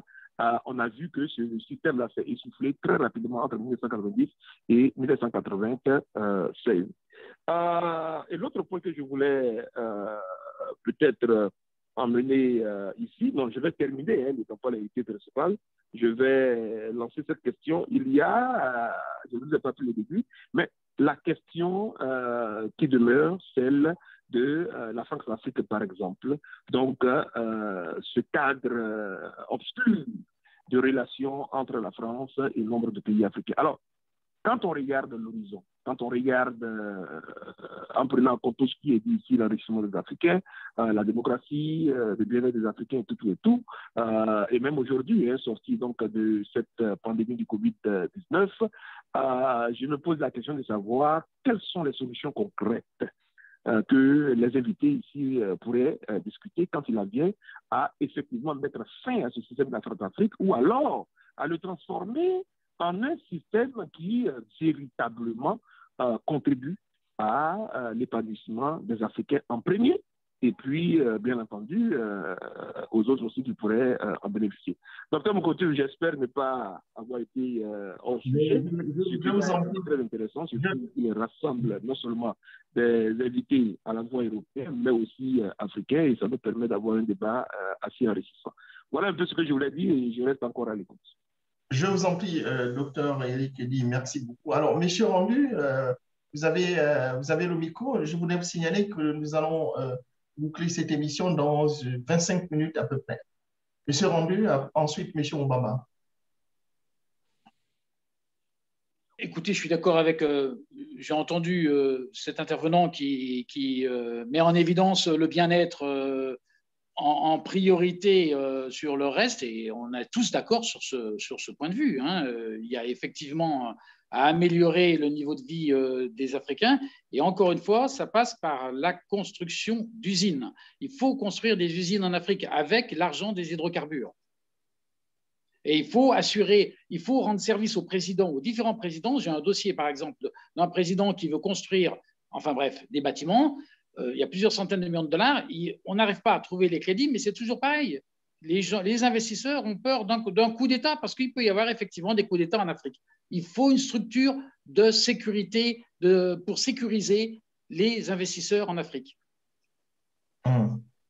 D'accord. Monsieur Moubamba? Je me répète, hein, excusez-moi, mais c'est fondamental, c'est central pour moi. Parce que je connais 2 dossiers ou de demandes de président qui sont pas, sur lesquels il n'y a pas de financement. On ne peut rien faire sans le droit.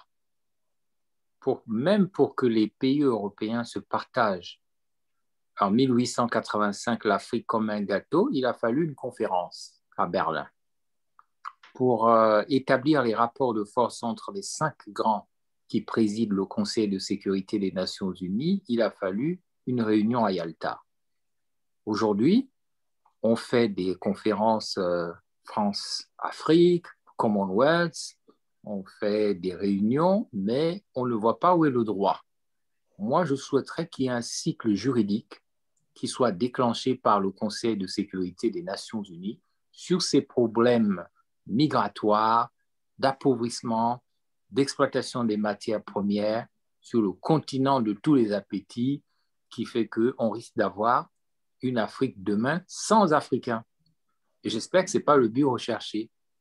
Une Afrique comme voulaient en Afrique du Sud les fondateurs de l'apartheid sud-africain, l'Afrique, mais sans Africains. Et j'attire l'attention des uns des autres là-dessus. Et je voudrais conclure en reprenant l'idée de Pascal rendue tout à l'heure qui me semble très importante.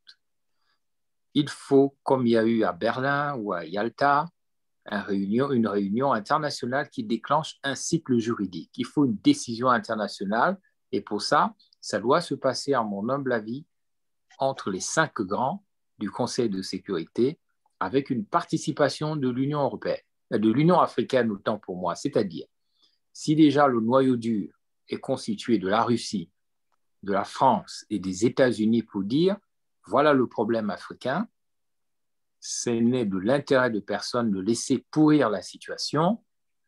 Prenons une décision qui soit contraignante pour les États, y compris les États africains, c'est-à-dire le principe de l'enrichissement des populations serait plus fort que les réparations que les gens demandent pour l'esclavage, pour la colonisation. Il n'y a pas de réparation. La vraie réparation, c'est d'inscrire dans le droit international le principe de l'enrichissement des populations.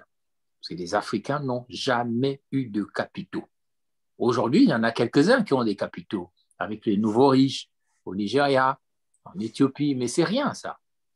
Au Gabon, nous n'avons même pas une classe d'affaires, l'homme d'affaires ou de femme d'affaires, où on pourra dire, voici les 300 milliardaires du Gabon qui travaillent pour que les Gabonais aient de l'emploi, pour qu'il y ait du développement sans détruire la nature, qu'il y ait de l'habitat durable, pour qu'il y ait un développement harmonieux et intelligent du Gabon. Je parle du Gabon puisque je suis gabonais. Il n'y a pas ça. Mais tant que nous n'aurons pas un cadre politique, économique, encouragé par le droit international et protégé par les Nations Unies, qui ne soit plus favorable au désordre, à la destruction de l'éducation, de la santé, on tournera en rond. Donc, je répète pour conclure, il est de la responsabilité du Conseil de sécurité des Nations Unies, puisque nous avons parlé de la France et de la Russie aujourd'hui. On y rajoute les États-Unis. Il faut prendre une décision pour arrêter ce qui est en train de se faire. On a eu la guerre, on a tous les programmes militaires, Africom, OTAN, États-Unis et tout.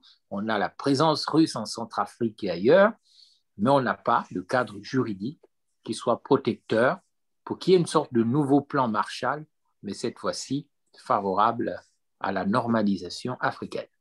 Mais mon cher Bruno, tu as la puissance de feu intellectuel pour questionner les différents présidents africains existants à l'heure où je te parle, pour leur demander de créer une société publique avec des actions dont leurs concitoyens seront propriétaires. Ça, c'est simple. Nous allons défendre cette idée. Ça permet d'avancer un peu sur le schéma. Tu as l'aura, la possibilité, les contacts pour questionner tous les différents présidents africains pour leur dire, écoutez, voilà, et s'ils disent non, leur population saura qu'ils le refusent. Bien. Monsieur Pascal Rendu, comme je le disais au début de cette émission, que vous êtes un homme d'affaires installé en Russie. Et comme vous le savez, la France et la Russie ont une longue tradition, je, que je dirais, hein, on parle souvent d'entente cordiale, hein, y compris sous le général de Gaulle. Je crois que vous l'avez signalé. Alors, je voulais vous poser deux questions suivantes. Quelle est votre vision de ces relations franco-russes, y compris sur le continent africain? La vision actuelle ou la vision future? Parce qu'actuellement, je ne suis pas aux manettes. Mais ce qu'il faut faire, moi je suis persuadé, je suis persuadé qu'on peut avoir une entente, je suis plus que persuadé, c'est à 100% qu'on peut avoir une entente, une excellente entente avec la Russie sur le continent africain. C'est évident. Et je sais de quoi je parle. C'est évident, c'est possible. Mais il faut arrêter de faire des sanctions pour des raisons qui n'en sont pas. D'accord. Il faut arrêter de faire des sanctions pour les conséquences de déstabilisation américaine. Voilà ce que je veux dire. Ce n'est pas l'affaire de la France. La France doit traiter avec la Russie, doit cesser ses sanctions. Alors évidemment, Macron dira c'est l'Europe, c'est l'Europe. Évidemment, notre argument, c'est toujours de se défausser sur l'Europe. Mais non, il faut prendre le taureau par les cornes, la France doit arrêter ses sanctions et traiter avec la Russie. Ces sanctions, du reste, pénalisent nos industriels et pénalisent nos agriculteurs, qui, je vous le rappelle, se suicident. Il y a quand même en France c'est un agriculteur qui se suicide tous les 2 à 3 jours. C'est catastrophique. Alors, je ne dis pas que c'est qu'à cause des contre-sanctions russes, bien évidemment, contre-sanctions qui sont légitimes par rapport aux sanctions qu'on leur fait. Mais nos agriculteurs ont besoin de travailler et ont besoin de travailler à des prix décents. Il faut installer des prix minimums. Enfin, ça, c'est tout un autre dossier politique franco-français. Alors, vous avez publié des chroniques dans un journal français hein, que je peux citer, Le Figaro, et on dit que vous aspirez à être candidat à la prochaine élection présidentielle en 2020. Monsieur Rendu, pourquoi faire? Oui, alors, oui, en réalité, Le Figaro, j'ai arrêté il y a quelques mois en arrière parce que soudainement, ils ne publiaient plus mes commentaires. Ils m'ont dit ensuite que c'était une erreur. Enfin bref, très bien. C'est sur Le Monde actuellement que je réponds beaucoup, à peu près tous les jours, plusieurs heures par jour. Je dois avoir fait depuis 2012 environ. Quand Le Figaro les comptabilisait, on était à 13 000 il y a plusieurs années en arrière. Donc, je dois être à 17 000 commentaires environ depuis 2012. Donc, ça me prend beaucoup de temps dans la journée, ça c'est clair. Alors, pourquoi faire? Le job n'est pas fait. En matière pardonnez-moi, j'étais un militant UMP, donc sous Chirac et ensuite sous Sarkozy. Mais le job n'est pas fait en matière. Nous sommes des sarkozystes repentis, Pascal Rendu et moi. Oui, voilà. Quand on voit ce qu'il a fait en Libye, enfin bref. Le job n'est pas fait en matière de sécurité. Le job n'est pas fait en matière de migratoire. Le job n'est pas fait en matière d'emploi. C'est quand même un problème. En matière de sécurité, alors le problème, c'est qu'ils ne vont pas le faire, ce job, pour une raison simple, c'est qu'il faut changer certaines lois internationales et que le Macron ne le fera jamais. Prenons l'exemple d'un migrant qui est demandeur d'asile. Il est protégé par la Convention de Genève. La Convention de Genève interdit tout renvoi de tout demandeur d'asile, c'est-à-dire précisément ce demandeur d'asile viole une jeune femme en France. Eh bien, on n'a pas le droit de le renvoyer parce qu'il y a la Convention de Genève. Donc, si on ne se défait pas de certaines conventions internationales, on ne peut pas agir. On ne peut pas agir correctement. Ça ne va pas. Et ils ne le feront pas. Macron ne le fera pas. Est-ce que vous avez entendu un homme politique en France dire qu'il va se dédouaner de certaines conventions internationales pour faire le job? Ils ne le feront pas. Moi, je suis un étranger en Russie. Si j'ai 3 amendes administratives, 3 fautes administratives, on est susceptible, c'est-à-dire c'est une possibilité, de me renvoyer de Russie. Je ne dis pas que c'est automatique, mais on rentre dans une liste au bout de 3 défauts administratifs. Alors, c'est sévère, mais on se tient à carreau. On fait attention de ne pas faire de fautes administratives. Bon, en France, vous êtes un étranger, vous arrivez, vous êtes demandeur d'asile, vous faites un braquage d'un établissement bancaire ou d'une boulangerie, eh bien, on ne peut pas vous mettre à la porte parce qu'il y a la Convention de Genève. Je dis, on tombe sur la tête. Donc, en matière de sécurité, il y a quand même des choses simples à faire. Les gens peuvent faire leur prison dans leur pays. Pourquoi pas? Il n'y a plus de place dans les prisons. Les gens dorment. Attendez, les prisonniers dorment. Certains dorment sur des matelas par terre parce qu'on n'a pas de place. Eh bien, très bien. Je suis convaincu qu'il y a des prisonniers français en France, enfin étrangers en France, qui seraient ravis de faire leur prison dans leur pays. Très bien. Je ne crois pas. En tout cas, dans pas leur au pays. Gabon. Pascal, pas au Gabon, Au Gabon, mais dans d'autres, la plupart pays. Des prisons africaines sont un peu des bourroirs. Je suis très respectueux de la parole donnée. Donc, c'est-à-dire, je parle de prisonniers, en tout cas pour les prisonniers qui doivent faire leur prison dans leur pays, ce seraient les nouveaux prisonniers, bien entendu. Mais je dirais, il y a toute une somme de choses en matière de sécurité qui n'est pas faite, le job n'est pas fait. Si vous prenez au niveau de la fiscalité, attendez, quand vous voyez la fiscalité de l'entrepreneur individuel, mais c'est à mourir de rire. Le commerçant va payer donc d'abord une TVA qui est de 20%, mais très bien, il aura de la TVA récupérable. Alors, la TVA réelle qu'il paye, ça dépend un peu des… J'avais vu une classification, ça dépend des commerces. Par exemple, le coiffeur, la TVA résiduelle qu'il paye tournait autour de 17 ou 16%. Bref, la TVA n'est plus du tout neutre comme lors de sa création. Pourquoi? Parce qu'on a la mondialisation qui a fait que les prix sont comprimés et comprimés à la baisse. Ça veut dire que la TVA que le commerçant paye, impacte vraiment la valeur ajoutée, impacte vraiment son bénéfice. Donc, après cette TVA qu'il paye, il a une CSG-CRDS qui est au-dessus de 17%. Ensuite, il a une cotisation sociale de 30 à 40%. Et ensuite, il a un impôt sur le revenu à payer qui commence à 0 à 45%, jusqu'à 45%. Et puis, il devra payer sa cotisation foncière, il devra payer sa taxe foncière. Et si jamais il était à l'IFI, bien sûr, il va payer son IFI. C'est une fiscalité esclavagiste. Du temps, à l'époque, c'est-à-dire à une certaine époque, je me souviens avec les réunions de Bernard Accoyer, que j'assistais en tant que membre de l'UMP, je me souviens, j'avais dit à Bernard Accoyer, j'avais expliqué ceci à Bernard Accoyer, en lui disant, écoutez, il faut changer les choses. C'était sous Chirac. Et il m'avait répondu, écoute Pascal, nous sommes sous la première mandature de Jacques Chirac. Ne demande pas tout en même temps, il faut du temps. Ah oui, il y a eu la deuxième. Ensuite, il y a eu Sarko. Et puis ensuite, il y a eu Hollande. Et puis ensuite, il y a Macron. Et c'est toujours la même histoire. Alors évidemment, pour les entrepreneurs les plus démunis, je me suis énormément battu. Le bureau de Bernard Accoyer s'en souvient. Pendant 10 ans, je les ai harcelés en leur disant il faut un nouveau système pour les pauvres, c'est-à-dire les petits entrepreneurs qui s'en sortent peu. Il faut un système simplifié. J'étais certainement pas le seul à le faire, seulement moi, ça, j'ai cogné pendant 10 ans. Ils ont sorti l'affaire de l'auto-entrepreneur, qui est pas mal, qui est bien. Mais on est en France, c'est-à-dire qu'après, dès qu'on sort des grilles, au-dessus, on retombe dans l'enfer fiscal.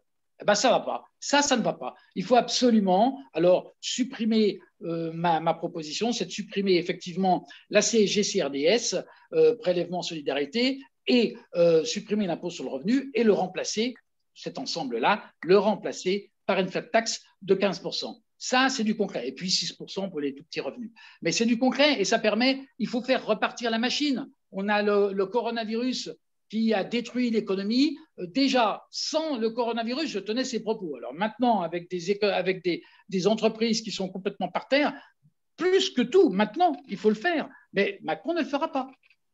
Il ne fera pas le job en matière de fiscalité. D'accord. Alors, si je comprends, j'essaie de résumer la grande idée de cette émission. En plus d'aimer, comment dirais-je, la France et la Russie, vous aimez l'Afrique, hein, avec votre, j'ai entendu, vous dites cher ami, avec votre ami, M. Moubamba, vous êtes en train de faire la promotion d'un revenu, j'ai noté, minimum universel en Afrique. C'est bien ça, qui serait basé sur… Pardonnez-moi, ah non, pardonnez-moi, excusez-moi, docteur. Ce n'est pas un revenu minimum universel en Afrique, c'est rendre le citoyen africain, par exemple le Gabonais, la personne, rendre un Gabonais propriétaire d'une action, d'une société publique, une seule, il n'en aura qu'une seule pendant toute sa vie, qui est liée à sa vie. Quand il meurt, elle disparaît, et quand il naît, ou quand son fils naît, il en a automatiquement une. Et là, c'est un droit de propriété sur une société qui extrait des matières premières, et donc il a un dividende. Donc, il est propriétaire et il a un dividende. Donc, il y a une… Vous savez, comment vous dire, si je veux traduire les choses d'une manière triviale, vous n'allez peut-être pas me croire, mais j'ai encore mon sac de billes que j'avais, moi, quand on était enfant, on jouait aux billes. Et puis, à un moment, j'ai arrêté de jouer aux billes. Et il y avait dans ce sac, il y avait toutes mes billes. Figurez-vous que j'ai encore mon sac de billes. L'instant de propriété, quand on le prend, eh bien, on le garde à vie. C'est quelque chose qui… et c'est bon pour la valeur ajoutée et ça permet de sortir, ça permet d'améliorer aussi la vie des autres. Et avoir une action de cette société publique, de cette nouvelle société publique, ça rend la personne propriétaire. Vous savez, c'est le même principe que l'argument politique qui dit rendons les locataires propriétaires parce qu'ainsi ils vont voter à droite. Parce qu'effectivement, les propriétaires votent plus à droite que les locataires. Là, c'est un peu pour lutter contre la pauvreté, il faut rendre les gens propriétaires et leur donner un instinct de propriété, l'instinct de se développer. D'accord. Alors, vous êtes un homme d'affaires, je le précise encore, russophile, hein, et vous payez vos impôts en France? Bien sûr, j'ai des impôts, j'ai des loyers en France. Vous savez, comment vous dire, en France, même si on est à l'étranger, on doit payer des impôts sur les revenus fonciers. Donc, l'impôt sur la fortune. Et puis les filles, l'impôt sur la fortune immobilière aussi, les étrangers, comme moi, ils sont soumis aussi, à partir du moment où on dépasse le montant minimum de ce qu'ils appellent fortune. Puis il n'est pas une fortune, mais bon, voilà. Mais pourquoi avoir fait le choix de faire vos affaires en Russie? Oh mon Dieu, c'est un peu différent, c'est pas exactement comme ça. J'ai déposé plainte en 2006 pour esclavage fiscal et social. J'avais une bonne année et j'ai vu les cotisations URSSAF là, arriver. Oh là là, j'ai pris peur, j'ai dit j'arrête de travailler, c'est fini, j'ai des loyers, je vais me contenter de mes loyers, développer. Voilà. J'ai donc arrêté l'activité professionnelle en 2006 et ensuite mon frère avait un projet en Russie de créer une société de fourniture de bureaux, tout simplement. Et donc, j'ai investi à ses côtés en sleeping partner. Il n'était pas question que je vienne en Russie. Et puis, il est arrivé ses premières vacances, il m'a demandé de venir le remplacer. Et là, j'ai compris que j'étais vraiment indispensable, il fallait que je reste. Donc, voilà, c'est comme ça que je suis resté en Russie, mais ce n'était pas une idée, oui, je pars en Russie. Non, non, je suis parti en Russie parce que j'avais investi dans une société qu'avait créée mon frère, n'est-ce pas? Et il fallait s'en occuper. Et puis, mon frère est rentré en 2010 en France. Et moi-même, je suis resté appréciant la Russie. Voilà. Et j'ai changé d'activité depuis 6 ans maintenant. D'accord. Voilà, donc j'ai changé d'activité en Russie. D'accord. Donc c'était pas. J'ai effectivement déposé plainte pour esclavage fiscal, moderne et social en France, mais c'était pas dans l'optique de quitter la France et d'aller en Russie. J'ai quitté la Russie. C'est pas le syndrome de Pardieu. Je suis arrivé en Russie en 2007. Voilà. D'accord. Alors, on a vu un Antonov, hein, c'est comme ça que vous appelez ça, russe, livrer un jet privé au président centrafricain, M. Touadéra. Alors, M. Moubamba, Pas de problème. vous avez été vice-premier ministre, hein, de votre pays.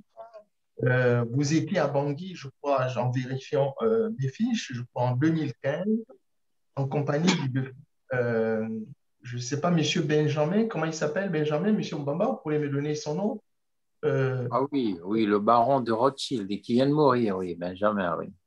Voilà. Et donc, vous connaissez la situation sécuritaire de ce pays. Comment interpréter ce don russe au président centrafricain? J'étais à Bangui lorsqu'il y avait l'opération militaire française Sangaris, en effet, oui. J'ai atterri dans un avion privé sur une piste de l'aéroport de Bangui qui était habitée par les réfugiés. Les réfugiés étaient sur la piste d'atterrissage d'ailleurs.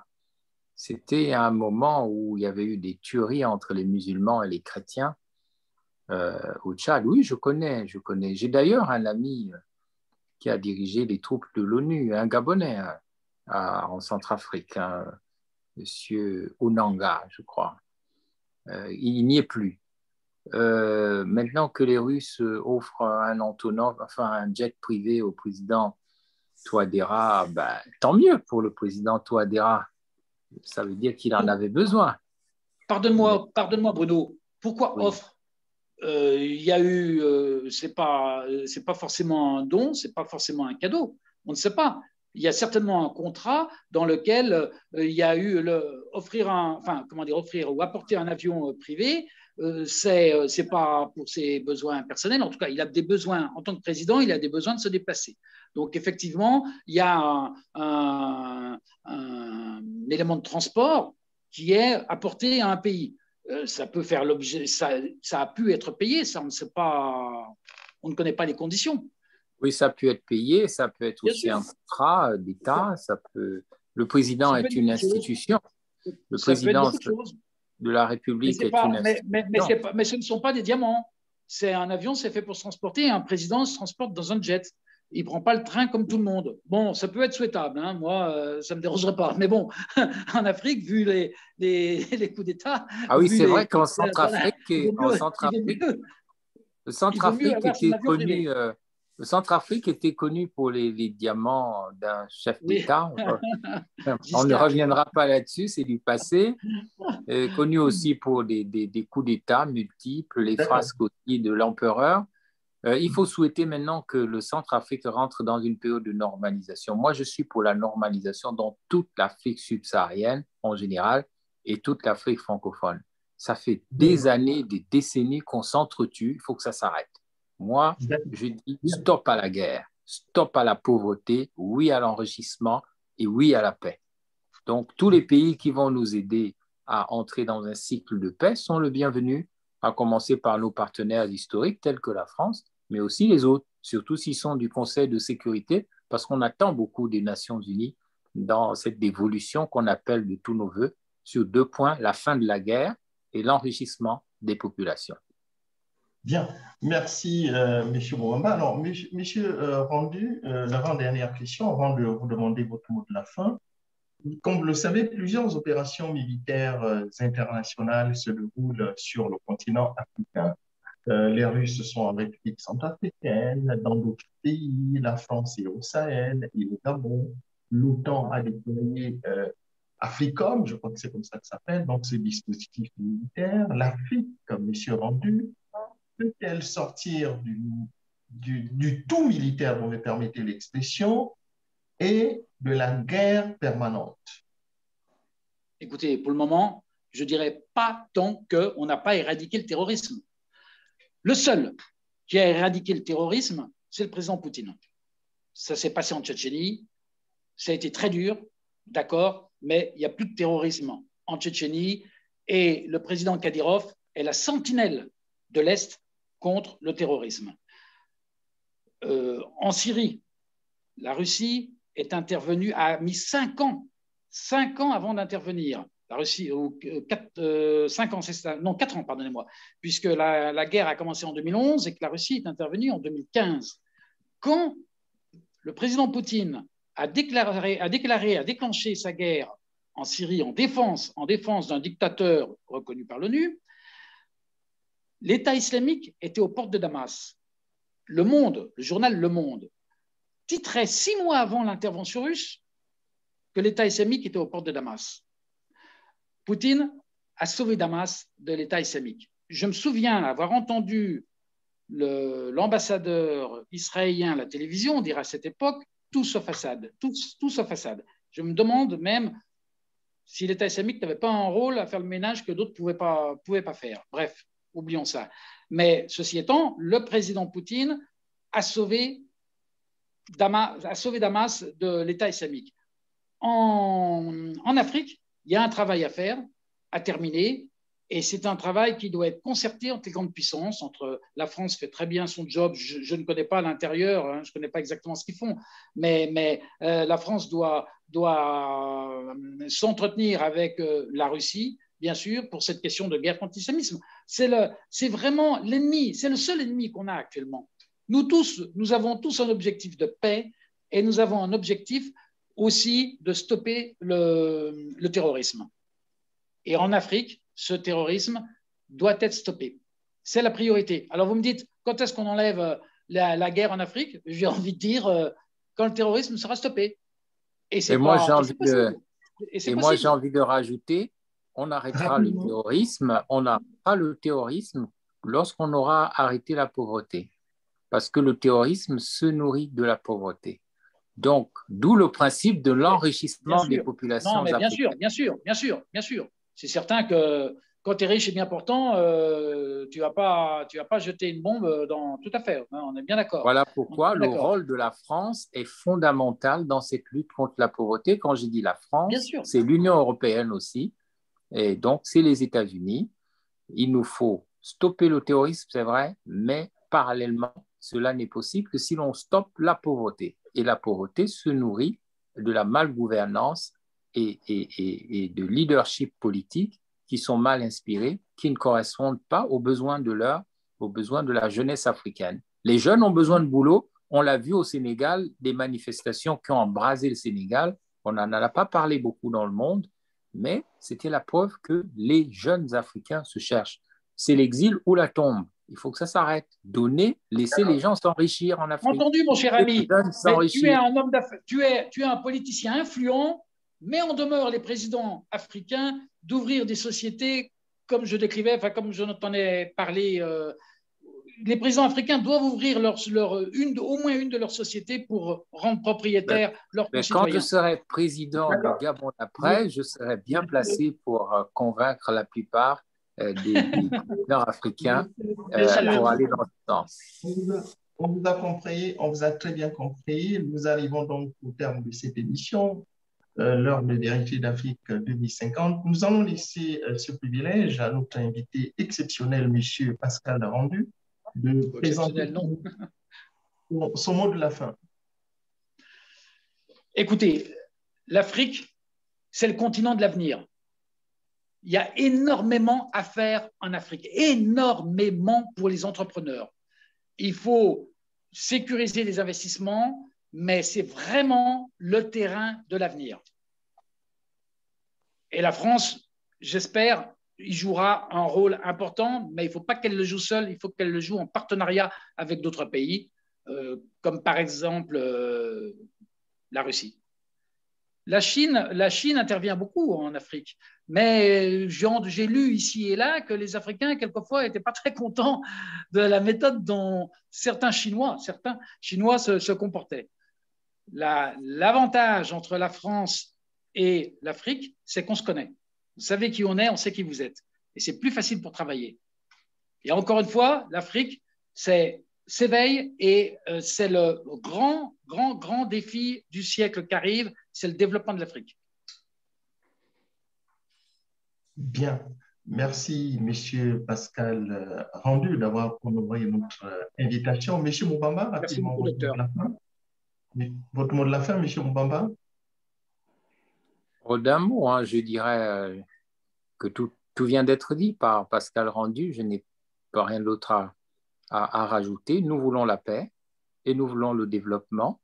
Et moi, si je peux me permettre ici, c'est d'interpeller le président Emmanuel Macron, pour qui j'ai le plus grand respect pour ce qui me concerne. Je ne suis pas candidat à l'élection présidentielle en France, donc je peux me permettre de ne pas l'avoir comme adversaire politique pour l'élection à venir. Moi, je suis gabonais et mes ambitions sont gabonaises. Donc, je pense que le président Macron, qui va bientôt réunir les leaders africains à Paris, dans quelques jours, dans le cadre d'un sommet France-Afrique, je pense qu'il est déjà en train de saisir la portée des enjeux du moment. Et je pense qu'on ne résoudra jamais les problèmes français et les problèmes européens tant qu'on ne résout pas le problème, bien sûr, du terrorisme et de la violence politique, y compris la violence des pouvoirs politiques. Ce n'est pas que les terroristes qui tuent les gens en Afrique, il y a les pouvoirs politiques. Et puis, il faut résoudre le problème de la pauvreté et donc du développement et donc de l'enrichissement des populations. Moi, c'est ma bataille et ce sera ma position jusqu'à la fin. Bien, merci M. Pascal Rendu, M. Bruno Ben Moubamba, merci d'avoir honoré notre invitation. Je voudrais vous rappeler que vous avez été très, très, très écoutés à l'échelle du monde, hein, surtout à l'échelle de l'Amérique du Nord et l'échelle européenne et de l'Afrique centrale. Merci et à très bientôt sur Afrique 2050. Merci beaucoup. Merci. In a world where getting fewer features for the money has become commonplace, comes a most uncommon SUV, equipped with an available hands-free smart liftgate, available lane change assist, and available